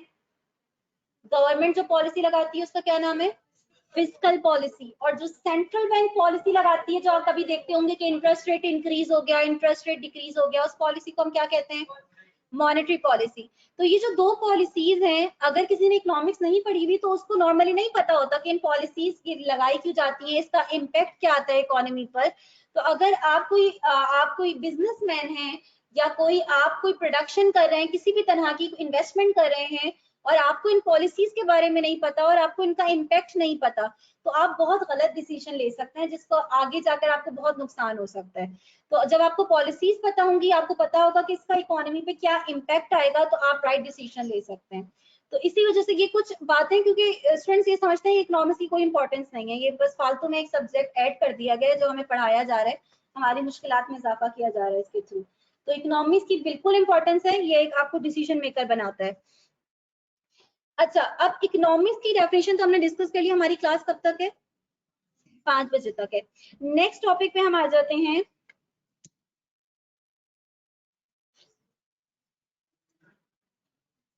नहीं, इस पे इसका जो क्रिटिसिज्म है वैसे वो हमारे नोट्स का पार्ट भी हमारे सिलेबस का पार्ट भी नहीं है। और दूसरा ये कि ये best definition, best most acceptable definition कहा जाता है रॉबिन्स की डेफिनेशन को। अच्छा, अब हम बात करते हैं कुछ बेसिक इकोनॉमिक क्वेश्चंस की। अच्छा, एक बात मैं यहाँ पे एक और बता दूं कि चैप्टर 1 को हम कंप्लीट नहीं पढ़ेंगे अभी फिल वक्त, ठीक है? कल अगर हमारी क्लास होती है, जब भी नेक्स्ट क्लास होती है, उसमें हम चैप्टर 1 के कुछ मजीद कॉन्सेप्ट करेंगे और उसके बाद हम चैप्टर 2 पे आ जाएंगे। ठीक है, चैप्टर 2, 3, 4, 5 करने के बाद जो चैप्टर 1 के रिमेनिंग कॉन्सेप्ट हैं, ये हम चैप्टर 5 के बाद पढ़ेंगे। तो फिलहाल मैं इंपॉर्टेंट कॉन्सेप्ट पे आ जाऊंगी क्योंकि चैप्टर 1 इतना ज्यादा इंपॉर्टेंट नहीं है, इसका आपने वेटेज भी देख लिया, 5 to 10 मार्क्स का है सिर्फ वेटेज। ठीक है, तो पहले मैं कुछ इंपॉर्टेंट कॉन्सेप्ट पे आऊंगी और फिर जब आपका एक बेसिक अंडरस्टैंडिंग डेवलप हो जाएगी तो आप बहुत इजीली जो है चैप्टर 1 के कॉन्सेप्ट समझ लेंगे। अच्छा, ये जो बेसिक इकोनॉमिक क्वेश्चंस हम पढ़ने जा रहे हैं, इनको हम फंडामेंटल इकोनॉमिक क्वेश्चंस भी कहते हैं। ये क्वेश्चंस अराइज होते हैं बिकॉज ऑफ स्केर्सिटी। हम कहते हैं economics is all about scarcity. ये आपको यही बता रही है कि अनलिमिटेड लिमिटेशन है, कोई ना कोई कंस्ट्रेन है, कोई ना कोई लिमिटेशन है, ठीक है, जिसको हमने फेस कर रहे हैं। तो बेसिक इकोनॉमिक क्वेश्चंस में हमारे पास 3 क्वेश्चंस आते हैं। किसी ने, सबको पता होगा, कुछ काफी स्टूडेंट्स को पता होगा जी। बिल्कुल ठीक है। बेसिक इकोनॉमिक क्वेश्चंस हमारे पास आ जाते हैं, what to produce, how to produce और फॉर whom टू प्रोड्यूस।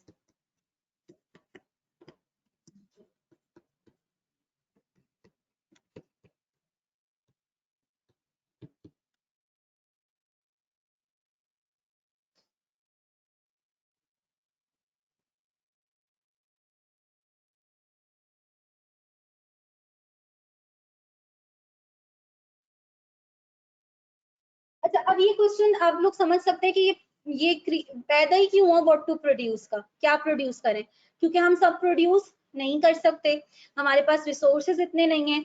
तो अब हम ये देखते हैं कि हमें क्या प्रोड्यूस करना चाहिए और क्या प्रोड्यूस नहीं करना चाहिए। याद रखिएगा कि इस क्वेश्चन का जो आंसर है डेफिनेट नहीं है, कोई मैं यहाँ पे आंसर डेफिनेट आंसर नहीं लिखवा सकती, इसका ये आंसर है और हमें ये प्रोड्यूस करना चाहिए, ठीक है। इसका कोई ऐसा आंसर नहीं है। इसमें हमारे पास बहुत सारे ऑप्शंस आ जाते हैं कि फॉर एग्जांपल हम इसके क्वेश्चन को इस तरह भी कर सकते हैं कि क्या हमें टी प्रोड्यूस करनी चाहिए, कॉफी प्रोड्यूस करना चाहिए। लेकिन जो इसमें जो सबसे अच्छा जो क्वेश्चन है ना, जो मेन क्वेश्चन है, वो आपके पास आता है कि क्या हमें कैपिटल गुड प्रोड्यूस करने चाहिए या हमें कंज्यूमर गुड्स प्रोड्यूस करने चाहिए।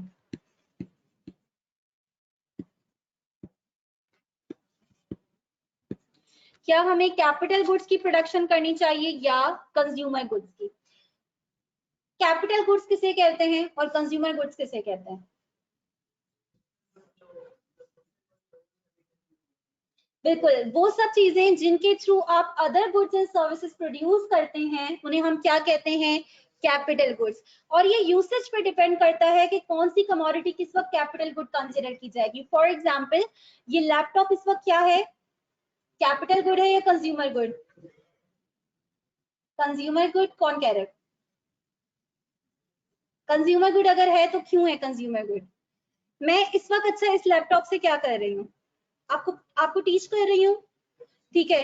तो मैं क्या प्रोवाइड कर रही हूँ, आपको सर्विस प्रोवाइड कर रही हूँ। तो इस सर्विस को प्रोवाइड करने में ये लैपटॉप मेरी हेल्प कर रहा है। इट मीन्स कि ये क्या है, इस वक्त कैपिटल गुड है। अगर इस लैपटॉप को मैं सिंपल अपने यूज में, अपनी इंटरटेनमेंट के लिए, अपने कामों के लिए यूज कर रही हूँ और इसके थ्रू कोई सर्विस प्रोवाइड नहीं कर रही, तो ये कंज्यूमर गुड कंसिडर किया जाएगा। अगेन बिल्कुल इसी तरह ये फर्नीचर जो इस वक्त यहाँ पे आप देख रहे हैं, ये क्या है, इसके थ्रू एक सर्विस प्रोवाइड की जा रही है ना आपको, तो ये भी इस वक्त क्या है, आपका कैपिटल गुड है। लेकिन यही कुर्सियां चेयर्स आपके घर में रखी हुई है, तो वो कंज्यूमर गुड कंसिडर किया जाएगा। तो कैपिटल गुड्स जितनी भी मशीनरीज, इक्विपमेंट्स, टूल्स जिनके थ्रू आप अदर गुड या सर्विस प्रोड्यूस करते हैं, उसे हम क्या कहते हैं, कैपिटल गुड। और कंज्यूमर गुड आपकी वो कमोडिटीज जो डायरेक्टली जो है वो कंजम्पशन के लिए परचेज की जाती है, जिनका मकसद आगे फर्दर प्रोडक्शन नहीं होता। अब बात ये आती है कि इन दोनों के दरमियान हमें ट्रेड ऑफ फेस करना पड़ता है। ट्रेड ऑफ मीन्स कि कॉम्प्रोमाइज करना पड़ता है आपको इन दोनों के दरमियान। किसी भी दो चीजों के दरमियान अगर आपको कॉम्प्रोमाइज करना पड़ रहा है, आपने एक, आपको एक मिलेगी तो दूसरी आपको गिव अप करनी पड़ेगी, सेक्रीफाइस करना पड़ेगा, क्योंकि आपके पास लिमिटेड रिसोर्सेज हैं। तो आप कैपिटल गुड्स और कंज्यूमर गुड्स जो हैं, दोनों जितना दिल चाहे प्रोड्यूस नहीं कर सकते। अगर आप गौर करें तो अगर जितनी ज्यादा हम मशीन्स और जितनी ज्यादा कैपिटल गुड्स प्रोड्यूस करेंगे, फ्यूचर में हमारी कंजम्पशन उतनी ही ज्यादा होगी या कम होगी। जितनी ज्यादा अभी आज हम अपने रिसोर्सेज को कैपिटल गुड्स में लगाएंगे, मशीन्स को प्रोड्यूस करने में, फैक्ट्रीज अपनी एक्सपेंड कर रहे हैं, इन सब चीजों में जितनी ज्यादा हम अभी आज अपने रिसोर्सेज को लगाएंगे, फ्यूचर कंजम्पशन पे उसका क्या इम्पैक्ट पड़ेगा, कम होगी या इंक्रीज होगी। इंक्रीज होगी ना, क्योंकि ये वो चीजें हैं जिनके थ्रू प्रोडक्शन होगी। जब ये चीज प्रोड्यूस हो रही है, मशीन्स प्रोड्यूस हो रही हैं, ये सब बन रहा है, तो आगे फर्दर प्रोडक्शन, आपकी प्रोडक्शन होगी तो कंजम्पशन होगी।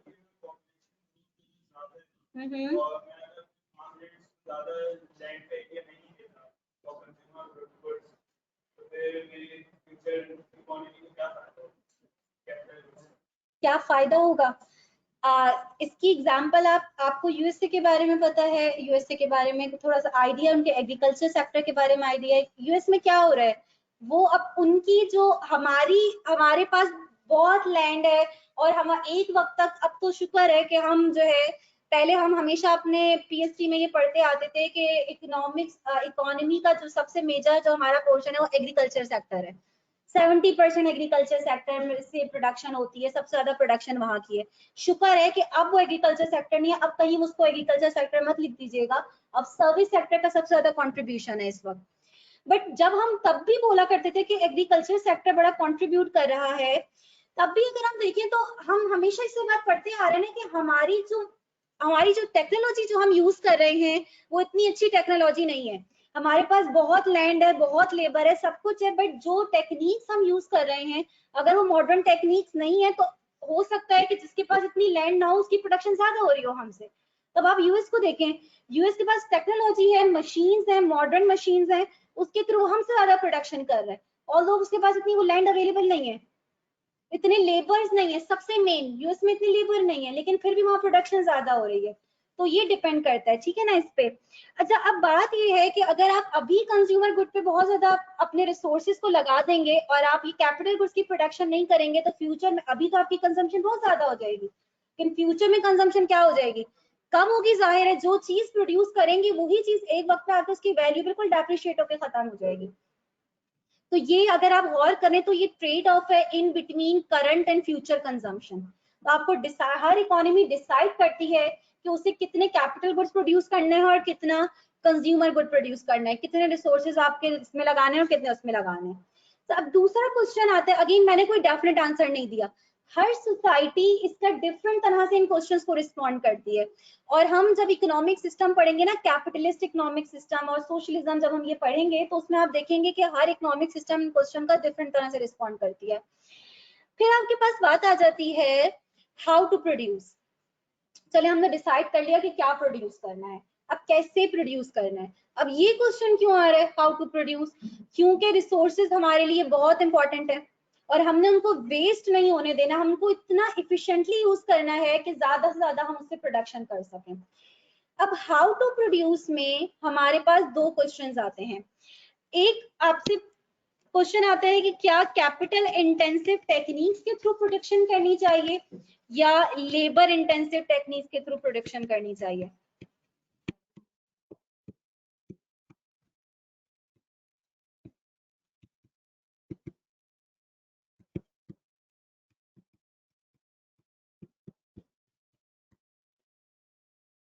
कैपिटल इंटेंसिव टेक्निक कौन सी होती है, जिसमें हम सिर्फ कैपिटल यूज करते हैं, जिसमें सिर्फ हम कैपिटल यूज करते हैं।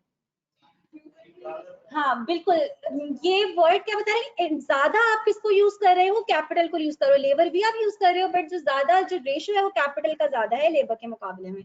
और लेबर इंटेंसिव मीन्स के आप लेबर को ज्यादा यूज कर रहे हो, ठीक है ना, प्रोडक्शन में। अब यहाँ पे अगेन अगर हम इस पे आर्ग्यू करें तो हमारे पास बहुत सारे यहाँ पे आप लोग जितने बैठे हुए डिफरेंट आर्ग्यू कर सकते हैं इस पे कि हमें क्या करना चाहिए और क्या नहीं करना चाहिए। फॉर एग्जाम्पल एक प्रोड्यूसर ये सोच सकता है कि अगर मैंने लेबर इंटेंसिव टेक्निक पे गया तो मेरी प्रोडक्टिविटी इतनी अच्छी नहीं होगी, मेरी कॉस्ट तो हो सकता है कम हो बट मेरी प्रोडक्टिविटी इतनी अच्छी नहीं होगी, इस वजह से वो कैपिटल इंटेंसिव टेक्निक की तरफ जाए। लेकिन याद रखिएगा कि आप ये बात रियलाइज करोगे कि हमारा जो एटीट्यूड होता है ना इंडिविजुअल्स का, हम सेल्फ इंटरेस्ट पे बहुत रिलाई कर रहे होते हैं। एक प्रोड्यूसर कभी भी ये नहीं सोचता कि वो जिस तरह प्रोडक्शन कर रहा है उसको सोसाइटी पे क्या इम्पैक्ट पड़ेगा, वो ये सोचता है बस मेरा प्रॉफिट ज्यादा से ज्यादा हो, बाकी सोसाइटी पे कोई भी इम्पैक्ट पड़े। तो हो सकता है कि इकोनॉमी में बहुत अनएम्प्लॉयमेंट हो, बहुत लोग अनएम्प्लॉय हो, लेकिन प्रोड्यूसर क्या सोच रहा है कि मैं कैपिटल इंटेंसिव टेक्निक से प्रोडक्शन करूंगा क्योंकि इससे मुझे प्रोडक्टिविटी ज्यादा मिलेगी। ठीक है, तो यहाँ पे अगेन डिफरेंट तरह के जो है वो आंसर आ सकते हैं। अक्सर इकोनॉमीज जिसमें अनएम्प्लॉयमेंट बहुत ज्यादा होती है, लेबर बहुत ज्यादा होते हैं, जो रिसोर्स आपकी इकोनॉमी में अबेंडेंट होगा, अबेंडेंसी में होगा, उसकी कॉस्ट आपकी उतनी कम आएगी, ठीक है ना। इसी वजह से आपने देखा होगा कि मल्टीनेशनल कॉर्पोरेशन जो है वो इंडिया, पाकिस्तान, चाइना, इन जगहों पे जाने को, इन जगहों पे बहुत प्रेफर कर रहे होते हैं, फॉरेन डायरेक्ट इन्वेस्टमेंट यहाँ आ रही होती है, यहाँ पे ओपन कर रहे होते हैं वो अपनी सब्सिडरी। क्यों? क्योंकि उन्हें पता है कि यहाँ पे लेबर क्या है, चीप है। तो अगर किसी ऐसी चीज की प्रोडक्शन करनी है जिसमें लेबर बहुत चाहिए, तो ऐसे कंट्री में जाके वो ओपन करते हैं अपनी, जहां पे लेबर बहुत अवेलेबल है, तो उनकी कॉस्ट क्या आती है, कम आती है, ठीक है ना। तो इसी वजह से ये डिपेंड करता है कि हम प्रोडक्शन किस तरह कर रहे हैं, ये हमारी इकोनॉमी पे डिपेंड कर रहा होता है। फिर बात आती है फॉर होम टू प्रोड्यूस, किसके लिए प्रोड्यूस करें। क्या सिर्फ जिनके पास परचेजिंग पावर है, जिनकी परचेजिंग पावर है सिर्फ उनके लिए प्रोडक्शन करनी चाहिए, या जिनकी जो एफर्ट्स बहुत ज्यादा दे रहे हैं उनके लिए प्रोडक्शन करनी चाहिए। अगेन इसमें भी बहुत तरह के ऑप्शंस हैं। तो यहाँ पे जैसे मैंने एक एग्जांपल दी थी ना, वो एग्जांपल यही अप्लाई होती है। जो अभी थोड़ी देर पहले मैंने लग्जरी कार्स और पब्लिक ट्रांसपोर्ट की जो एग्जांपल दी थी, वो यहीं पे अप्लाई होती है कि वो यही बात बताती है कि किसके लिए प्रोड्यूस करें। मैक्सिमम जितने ज्यादा लोगों को आप फायदा पहुंचा सकते हैं, जितने ज्यादा लोगों के लिए आप प्रोडक्शन कर सकते हैं, आप ऐसी जो है ऐसी चीज को प्रोड्यूस करें जिसका फायदा ज्यादा से ज्यादा लोगों को हो, ठीक है ना। तो आप किसी पर्टिकुलर सेक्टर को जो है वो फायदा नहीं पहुंचाएं, ज्यादा से ज्यादा जिसको जितने लोगों को फायदा हो उतना ज्यादा बेहतर है। तो ये आपके बेसिक इकोनॉमिक क्वेश्चन है, इसकी मैंने कोई आंसर नहीं लिखा है आपको, ठीक है। ये सिर्फ क्वेश्चन ही हैं, ठीक है। तो हर इकोनॉमी डिफरेंट तरह से इसको रिस्पॉन्ड करेगी। यहाँ तक बताएं कि यहाँ तक सबको क्लियर है कॉन्सेप्ट। मैं पहली क्लास में इतना ज्यादा प्रेशर नहीं डालना चाहती। नॉर्मली मैं पहली क्लास में थोड़ा सा हल्का रखती हूँ कॉन्सेप्ट को, लेकिन क्योंकि फास्ट ट्रैक है तो हमें फास्ट चलना है। तो यहाँ तक कि किसी के कोई भी सवाल किसी के जहन में, इकोनॉमिक्स का बेसिक आइडिया हो गया, ठीक है, उसकी डेफिनेशन के थ्रू बेसिक इकोनॉमिक क्वेश्चंस पढ़ लिए। अब हम बात करते हैं नेचर ऑफ इकोनॉमिक्स की। अच्छा मुझे ये बताओ कि यहाँ पे मैं कैपिटल और कंज्यूमर गुड की डेफिनेशन लिख लूं, ठीक है, ताकि आगे आप लोगों को याद रहे।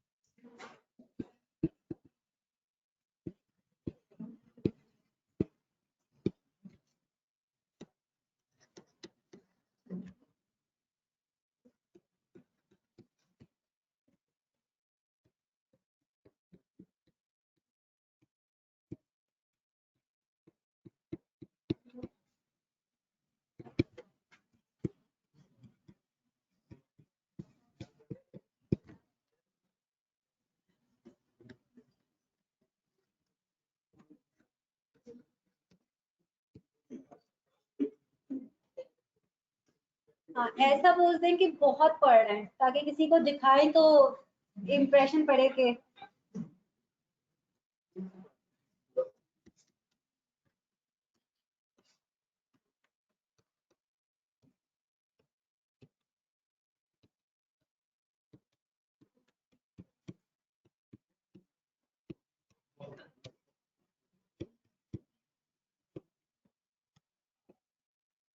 अच्छा जिनकी बुक थी उन तक आ गई वापस।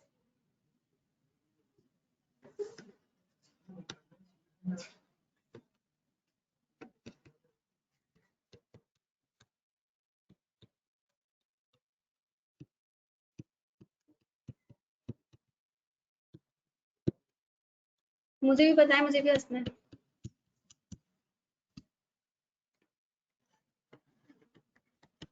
ठीक है।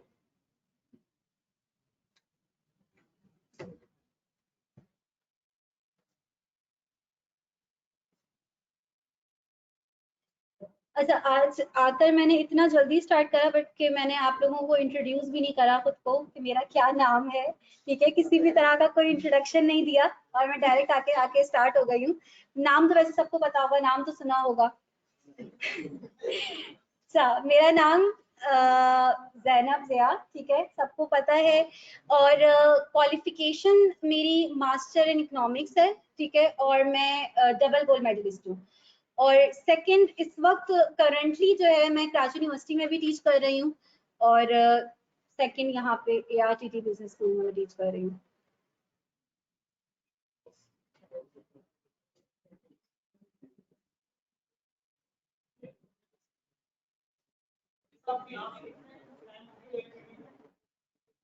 ARTT मुझे तकरीबन 2 इयर्स में।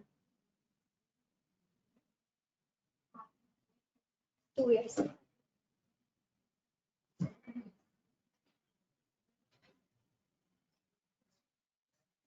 हम सीए प्रोड्यूस कर रहे हैं ना अब मैं मास्टर्स नहीं करती इकोनॉमिक्स में, तो आपको कौन इकोनॉमिक्स पढ़ाता फिर? शफकत।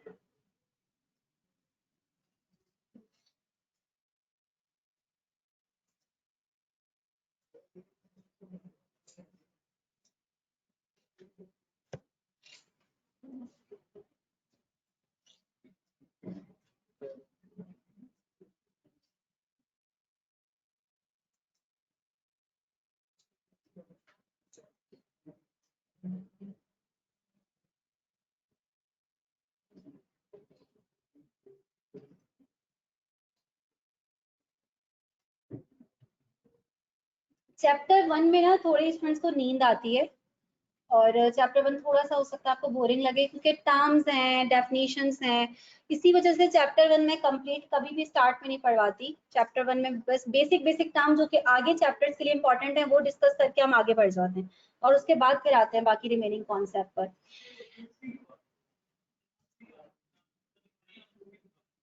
कौन सी टेक्निक? कैपिटल इंटेंसिव तो वर्ड से ही पता चल रहा है ना, उसकी डेफिनेशन इंपॉर्टेंट नहीं है, इनकी डेफिनेशन इंपॉर्टेंट है। कैपिटल इंटेंसिव टेक्निक तो नाम से पता चल रहा है कि उसमें कैपिटल ज्यादा यूज हो रहा है, लेबर इंटेंसिव टेक्निक में लेबर ज्यादा यूज हो रहा है।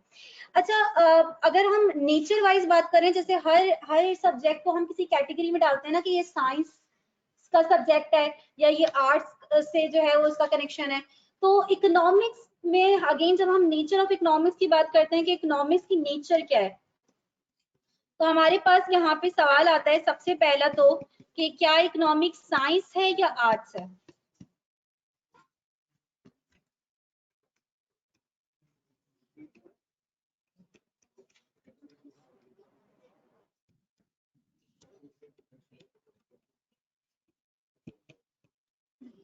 ये बात इजीली आप समझ सकते हैं। साइंस में होता क्या है, साइंस में जब पहले आप किसी चीज ऑब्जर्व करते हैं, ठीक है, उसके बाद जो है वो आप जो है डाटा कलेक्ट करते हैं, डाटा, और उसके बाद फिर उसको क्लासिफाई करके एक थ्योरी आपके सामने आ रही होती है, ठीक है ना।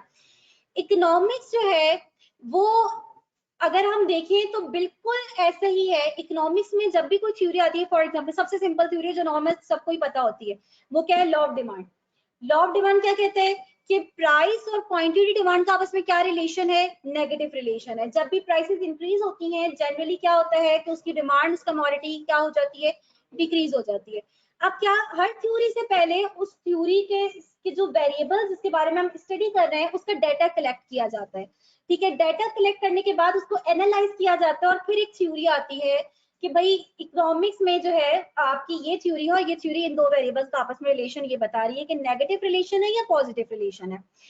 तो अगर हम देखें तो इस तरह तो ये साइंस ही है, लेकिन अगर आप एप्लीकेशन वाइज देखते हैं, मेथोडोलॉजी में तो बिल्कुल ये साइंस जैसी है इकोनॉमिक्स, लेकिन अगर हम एप्लीकेशन वाइज देखें तो इकोनॉमिक्स की हर थ्योरी में तकरीबन आपको एक्सेप्शन दिखेगी कि भाई इन सिनेरियोज में ये थ्योरी जो है वो फेल हो जाएगी, अगर ये सिनेरियो आ गया तो आपकी थ्योरी फेल हो जाएगी। और इकोनॉमिक्स को में जितनी भी थ्योरीज हैं वो आपकी प्रिडिक्ट नहीं कर सकती, 100% प्रिडिक्शन पॉसिबल नहीं है, क्योंकि इकोनॉमिक्स किस पे बेस कर रही है? ह्यूमन बिहेवियर पे। आज तक इंसान खुद अपना बिहेवियर प्रिडिक्ट नहीं कर पाया है कि वो नेक्स्ट मोमेंट में क्या कर लेगा। बिल्कुल, यही आइडिया है कि जब आप कोई भी दो वेरिएबल्स का आपस में रिलेशन देखते हैं तो आप बाकी सारे वेरिएबल्स को कांस्टेंट ले लेते हैं। यही है ना, यही के बाकी सारे वेरिएबल्स कांस्टेंट है, ठीक है ना। अच्छा, तो बहरहाल एप्लीकेशन वाइज जो है वो हम कहते हैं कि इकोनॉमिक्स क्या है? आर्ट्स है, क्योंकि इसको आप 100% प्रिडिक्ट नहीं कर सकते। और मेथोडोलॉजी वाइज क्या है? ये साइंस है। बिल्कुल उसी तरह जो है वो हम डाटा को कलेक्ट करके, क्लासिफाई करके, एनालाइज करके एक थ्योरी दे रहे होते हैं, ठीक है। तो हम क्या बोलेंगे कि इकोनॉमिक्स इज बोथ साइंस और आर्ट्स, दोनों। मेथोडोलॉजी की last science, application wise arts. अच्छा, अब जब हम इसको कहते हैं, मैं इसको इस वजह से नहीं लिखवा रही कि देखो मेरे लिए आसानी हो जाएगी, जो भी आपने चूज करना है ना, स्टडी टेक्स्ट या नोट्स, जो भी आपने चूज करना है ना, बस आज कर लीजिएगा। क्योंकि फिर मुझे इतना सब कुछ लिखवाना नहीं पड़ेगा, क्योंकि जो चीज ऑलरेडी लिखी हुई है उसको मैं डायरेक्ट यहाँ पे नोट्स ओपन करूंगी और उससे डायरेक्ट पढ़ाऊंगी। फिर लिखने में आपका भी टाइम जाएगा, वही चीज जो कि नोट्स में लिखी हुई है, और मेरा भी टाइम जाएगा। तो क्लास के टाइम को थोड़ा सा हम बचाने के लिए जो भी डिसीजन है, स्टडी टेक्स्ट से पढ़ना है तो स्टडी टेक्स्ट नेक्स्ट क्लास में आपकी ओपन होनी चाहिए, नोट्स से पढ़ना है तो नोट्स ओपन होने चाहिए, ठीक है ना। तो यहाँ पे मैं फिलहाल इस वक्त जो है आप लोगों के पास, मैं ये इसको ओपन कर देती हूँ।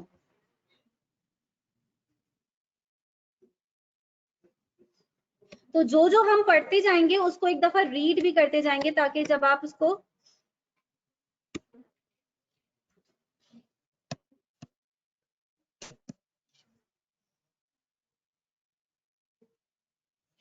अच्छा, ये जो आपके सामने थ्योरी लिखी हुई है ये सबको विजिबल है? इसको एक दफा रीड कर लो, वही बात जो मैंने बोली है वही यहाँ पे लिखी हुई है, लेकिन एक दफा रीड कर लो।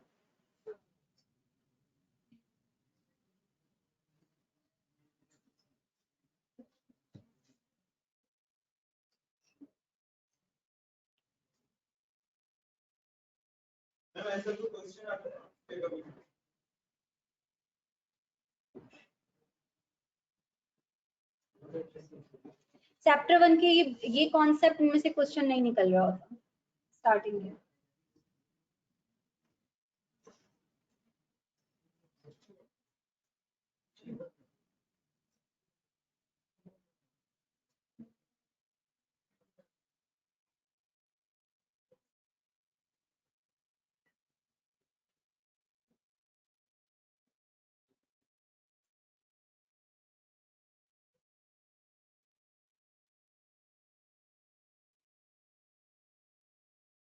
ऐसा बहुत दफा हुआ है पास्ट में कि इकोनॉमिस्ट ने कोई किसी इवेंट को जो है वो प्रिडिक्ट करा है और वो बिल्कुल उसके अपोज हो गया, बिल्कुल बिल्कुल उसके बिल्कुल उनके वहमो गुमान में नहीं था कि ऐसा कुछ होगा, ठीक है। तो हमें पास्ट में से बहुत से इवेंट्स मिलते हैं जब इकोनॉमी ग्रो कर रही होती है ना, इकोनॉमी की परफॉर्मेंस बड़ी अच्छी होती है, तो हर कोई प्रिडिक्ट कर रहा होता है कि इकोनॉमी ग्रो ही करेगी, ठीक है।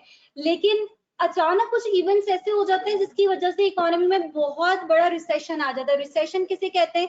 रिसेशन वो टाइम पीरियड होता है, जैसे अभी कोविड की सिचुएशन में हमें इकोनॉमी की सिचुएशन दिखी थी ना कि इकोनॉमिक एक्टिविटी में बहुत डिक्लाइन आ गया था, प्रोडक्शन बहुत कम हो गई थी, ठीक है, बहुत ज्यादा डिक्लाइन आया था। ये टाइम पीरियड कहलाता है आपका रिसेशन का।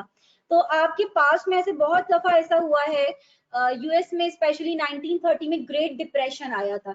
डिप्रेशन रिसेशन से भी वर्स होता है। अगर आपका एक बहुत 2-3 साल तक अगर कंटिन्यूस रिसेशन चलता रहे तो वो डिप्रेशन बन जाता है। डिप्रेशन मींस कि आपकी बिल्कुल लो इकोनॉमिक एक्टिविटी, बिल्कुल सबसे लोएस्ट आउटपुट लेवल पे इकोनॉमी पहुंच गई है। तो जब डिप्रेशन आया था उससे पहले जितने भी इकोनॉमिस्ट थे तकरीबन उन सब ने प्रिडिक्शन दी हुई थी कि इकोनॉमी बहुत ग्रो करेगी, लेकिन कुछ इवेंट्स ऐसे आए जिसकी वजह से इकोनॉमी इतने बुरे डिप्रेशन में चली गई। इंशाल्लाह मैक्रो इकोनॉमिक्स में जब हम रियल वर्ल्ड से बहुत तक कनेक्ट करेंगे तो हम इन सारी इवेंट्स को डिस्कस करेंगे कि ऐसा क्यों होता है कि कोई इकोनॉमी अचानक से जो है वो रिसेशन में चली जाती है। अच्छा, अब जब ये रीड कर लिया, ये सब वही बात है जो मैंने बोली हुई है, कुछ अलग से कुछ नहीं लिखा हुआ। अच्छा, अब बात आती है कि अगर इकोनॉमिक्स साइंस है तो इकोनॉमिक्स पॉजिटिव साइंस है या नॉर्मेटिव साइंस है?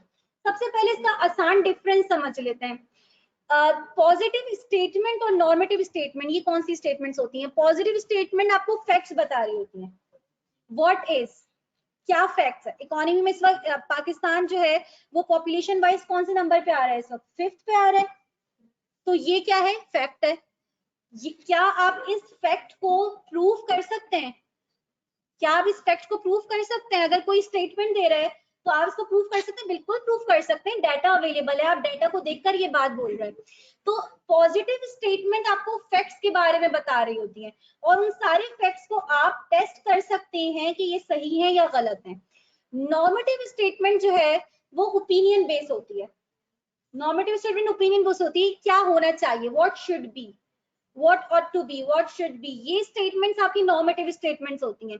अब हो सकता है कि देखो आपके पास 2-3 पॉलिसी मेकर्स बैठे हुए हैं, एक बोल रहा है कि इस प्रॉब्लम को सॉल्व करने के लिए हमें ये करना चाहिए, दूसरा बोल रहा है इस प्रॉब्लम को सॉल्व करने के लिए हमें ये करना चाहिए। ये क्या है? ये उस एक का अपना ओपिनियन है, सबका अपना ओपिनियन होता है। तो ओपिनियन को हम जो है वो ये नहीं कह सकते डाटा कलेक्ट करके कि ये ओपिनियन सही है गलत है, ठीक है ना। एक चीज को अटेन करने के लिए बहुत से तरीके हो सकते हैं। तो नॉर्मेटिव स्टेटमेंट ओपिनियन बेस होती है, ठीक है ना। ये आपको एक आइडियल सिचुएशन बताती है इकोनॉमी की, इकोनॉमी को जो है वो आप किस तरह इकोनॉमी की प्रॉब्लम को सॉल्व करने के लिए कौन सी पॉलिसी जो है वो यूज कर सकते हैं। फॉर एग्जाम्पल यहाँ पे कुछ एग्जाम्पल्स लिखी हुई है आपकी पॉजिटिव की भी और नॉर्मेटिव की भी।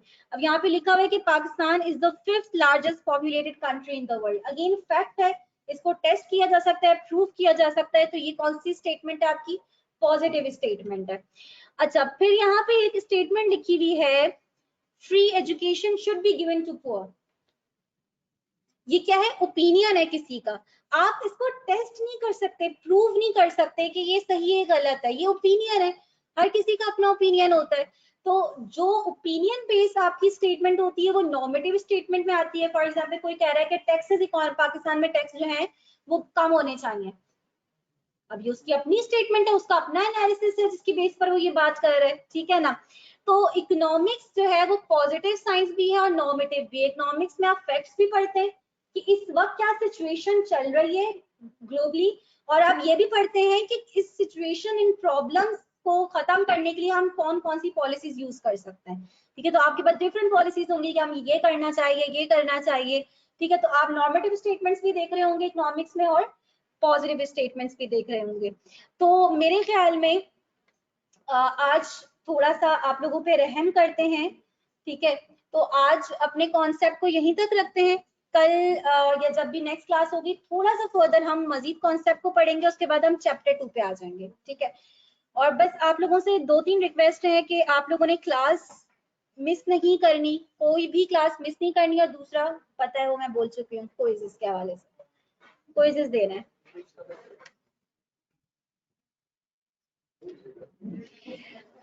ऑनलाइन स्टूडेंट्स इतनी खामोशी से सुन रहे हैं, खैरियत है? सो तो नहीं गए तुम लोग?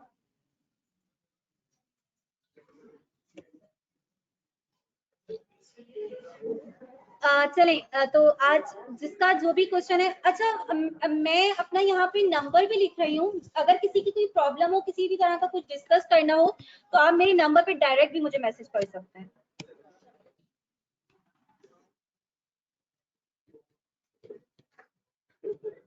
और इस वक्त फास्ट ट्रैक का एक ग्रुप भी बना हुआ है जो पब्लिक इस वक्त ग्रुप है, ठीक है। आप उसमें भी ऐड हो सकते हैं, आपको शेड्यूल वगैरह जो है वो वहां से इंफॉर्मेशन मिलती रहेगी।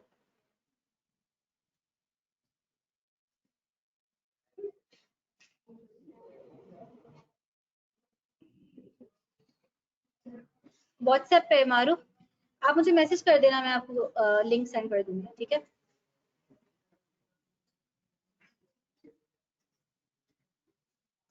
चलो, तो मैं यहाँ पे क्लास एंड कर रही हूँ। इंशाल्लाह फिर नेक्स्ट क्लास में फर्दर कॉन्सेप्ट कंटिन्यू करते हैं।